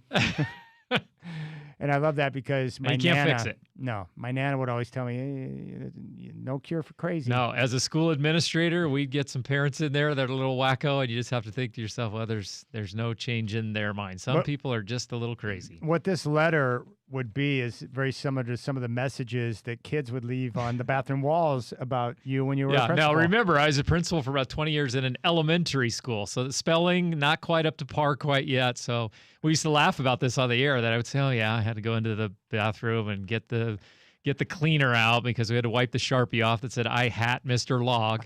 And, close enough. I mean, they forgot the silent E on the end of hate and spelled my own last name wrong, but they're close. Oh, that's so good. But overall, what do you think about the mayor and Council Chair Jamie Dunphy? I think what today shows is that the city is behind the Trailblazers staying in Portland. We hear all the reports around town that the Blazers are going to leave because the city's not going to come through. I think after the vote, you're going to see the state has come through, the county has come through, and the city has come through. And if the Blazers aren't going to step to the negotiating table, and Jamie said it himself, he said, they've already said that if we don't reopen that bridge lease, we're not coming to the table. And the city has been pretty firm. No, that was already negotiated. That's in the books. We're not going backwards. We're not going back to that. So that's going to be interesting. And I'm anxious to talk about that after the vote. You'll be out of town. We'll keep you updated. But what is going to be the city council's response, and when will the first meeting, should this pass on this week, when does the first negotiation start? All right, let's go out to the phones. We'll start with Pat in Portland. Pat, I appreciate your call. You're up on the Rip City Drive. Your reaction to the mayor and council chair, Jamie Dunphy. I totally agree with your audience, your gentleman there, and myself, because I think the city has just been totally open, honest, telling us exactly where the steps have been taken.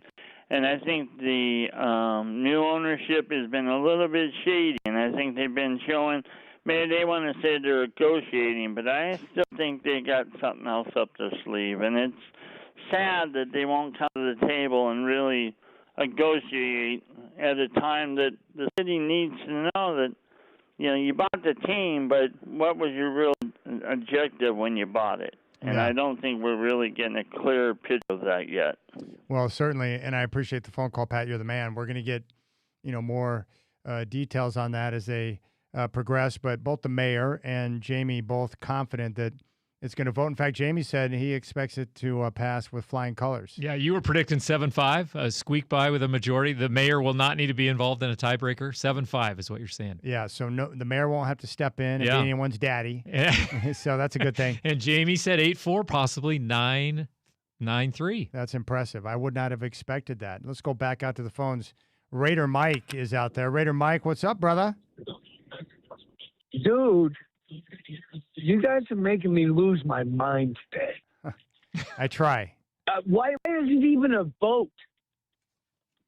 I mean, I moved from Oakland in 71.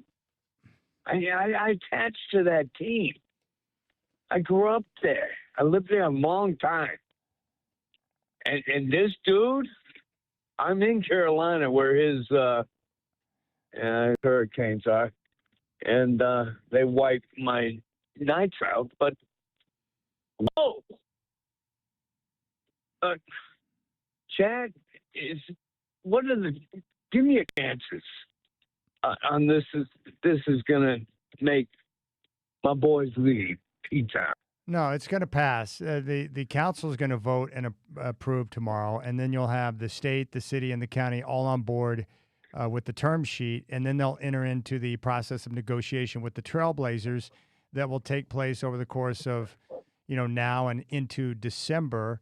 And so I guess, the good thing is what I'm hoping is that once we get a yes vote tomorrow on the funding, the approvals have been in place with the term sheet, that we'll see the Blazers, positions soften a bit as they, work through the process. Well, at least, obviously, they're going to have demands, but at least be more agreeable through the process to help the negotiation move along so they can come to a lease extension agreement. I'm in Siberia, North Carolina. Yes. I have no signal. I barely get to call you. That's and okay. I hear this when I get to finally hear you, my boy. Come on, man. I know. Look, my love for the Blazers. 71, 77, I saw them win that title, and I'm like, that's my team. You kidding me? You cannot take my team. You can't do it. Not allowed. So, P-Town, get it right. I've been cleaning up this hurricane for 2 years in Carolina. I'll come back to town, and I will flip out if you take my team away. That's all I got, Chad. God. No, you're the man, dude. I love you, Raider Mike, and you're right. You're not the only one. There are a lot of people who are frustrated because the idea that someone could take the team away drives them crazy. I know you're. Are we the same age? Are you a little bit older? I'm a little bit older than you. How were you old enough to remember the 77 title? No, I was kindergarten age at that time, so kind of remember, but not a whole lot. You were busy with show and tell. More show than tell. Yeah. All right, we'll come back more with Curtis Long. Hope you're enjoying your Tuesday afternoon. Council Chair Jamie Dunphy, you got the Rip City Drive. Council Chair Jamie Dunphy, you got the Rip City Drive.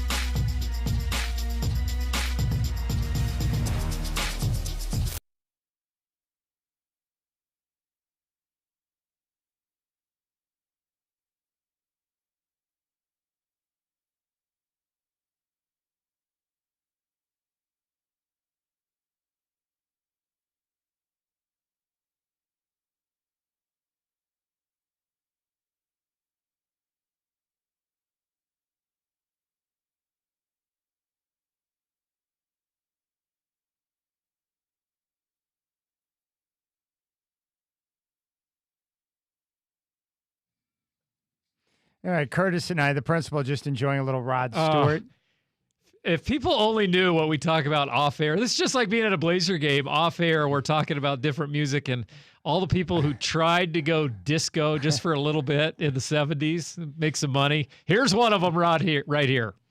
Well, the funny thing is what you and I like to laugh about is some of these songs with their true meanings. Yeah. Like Sheena Easton talking about sugar walls. Like, if you're in the car with your dad. Yeah, what's that mean? Hey, Dad, what's she mean by sugar walls? Don't worry about it, son. You'll find out. Yeah, what's Rod Stewart mean? Tonight's the night. What's he talking about? Gonna be all right. What? Hey, Dad, he's talking about love touch. What does that mean? Because, like certain songs, they come on. If you're in the car with your parents and you're younger, it's going to be uncomfortable. What's that mean? What are they talking about? Dad, they say don't disturb this groove. What's he talking about? What's this groove thing? Yeah. Why is Janet Jackson nasty now? What's that mean? Let's wait a while. Why? I mean, we don't have to take our clothes off. Yeah. We don't have to That's take right. because you just listened to the weekly countdown. Yeah, it was the top songs this week in 1986, and a lot of Is those that on were the there. 80s channel? Yeah, on 80s on 8, the VJ Top 40 Countdown. One of my favorites every Casey weekend. Kasem? No, the 80s on 8, they do it Rick with Shannon? They do it with the MTV VJ. So it's Alan Hunter and Mark Goodman. And, Mark Goodman's cool. And why can't I think of her name? Blackman. Julie Brown? No, not dude. Downtown Julie Brown. She does the 90s on 9 countdowns. Who's the short little cute one? Yeah, that's what I'm thinking of. Marsha? Not Martha Quinn. No, she's Martha not Quinn. on it. She left for iHeart. She does her own countdown. But I love those type of countdowns because it takes me back to a certain time and place with those songs. It's great. It's great. And you and I share basically the exact same love in music, right? Which is fabulous. I told you I watched last night. I got stuck in a YouTube vortex, which is basically happens to me every night. But this guy, I forgot his name, but I'm going to dive deeper into his channel tonight. He's a music engineer. And he's younger, but he's going back and listening to some of these albums from the 70s. And, of course, I'm a big fan of the Eagles. He listened to the entire Hotel California for album. the first time. Yes. Yeah. And then was reacting to the songs, and his mind was blown. He also did another big-time album, one of the biggest sellers of all time, Rumors from Fleetwood Mac. Uh-huh. And he was wildly impressed. But I guess what impresses him the most is that how these bands were able to mix their albums back in the day without the technology that they have now. Without the technology that they have now, yeah. We've seen documentaries on the Bee Gees with that Bee Gees doc is with fabulous. Night Fever, where they didn't have the drummer available, so they just looped the drum, and they were running it like through the whole studio. They had a little track going, and then they just kept it. Yep, and I think Jive Talkin'. That's what it was. It was Jive Talkin'. Yeah, because Barry got the idea. I think it was in Chicago or one of the trains. He got the clicking sound of the train is where he got the idea for the rhythm, the drum beat for the song. Love that. And I think it was Dolly Parton who, in that song 9 to 5, that clicking sound, she got the idea with her fingernails on that. Oh, really? Yeah. Just the way they come up with these songs or whatever is great. And you told me Rod Stewart hated Love Touch. He thought it was a dumb song. Billy Joel hated We Didn't Start the Fire. Hated it. Number one song. Yeah, didn't think it would be very good. Toto thought Africa was a joke. Their only number one hit. Yeah, they sang it as a joke. This was never going to go anywhere. Yeah. There's so many examples of those. A bunch of white guys from Southern California singing about Africa. Yeah, the Serengeti. Number one song, smash hit. Yep. And it goes to show, because I've heard these other artists talk about, like, a lot of times the song that they think should be the single, they're thankful that they got overruled because it turned out to be wrong. Did you ever see the Michael movie yet? Have you seen it? No. No. And so he goes through that a little bit. He's trying to decide what to call the Thriller album and what should be the lead single on it. And what was the lead single? Was it Beat It, or was it Billie Jean? No, I think it was Beat It was the first one on there, but the first one released was Say, Say, Say with Paul McCartney, and they did that intentionally to get him out there with the famous Paul McCartney. It was very interesting, but they go through that whole thing about how him trying to decide what the title track should be. It's hard to find a better doc than the Greatest Night in Pop, with the making of We Are the World. You love that when Lionel goes over to Michael's house. I love that, yeah. When the snake, the big python comes out. Oh, Lionel. I like how Michael has known Lionel Richie since childhood. Yeah. and still calls him Lionel. Mispronounces He just wants to his say hi. name. He heard you singing, Lionel. He just wants to say hi He to just you. wants to come out and say hi. And Lionel says, well, I know how that ends. I know what happens with a snake and a brother. I love that, and I love when they lost Waylon Jennings. They started to do some African chant in the middle of it that eventually got cut. I'm out. Yeah, that eventually got cut. And then the part where Ray Charles needs to use the facility, and Stevie Wonder jumps up and says, well, I'll show you where it is. Blind leading the blind. Yep, truly the blind leading the blind. All right, big thanks to my kidney transplant. I appreciate you for listening, and also a big thanks to kidney transplant. I appreciate you for listening, and also a big thanks to Mayor Keith Wilson and Council Chair Jamie Dunphy for joining the show. You guys have a great night. The big vote's coming up tomorrow, and we'll have full reaction on the Rip City Drive. You guys have a good one. Big thanks to Curtis Long for joining me. Thanks for your time, brother. Always great to hang out with you, and have a great vacation later this week. I appreciate that. Thank you. You guys have a good night. See ya.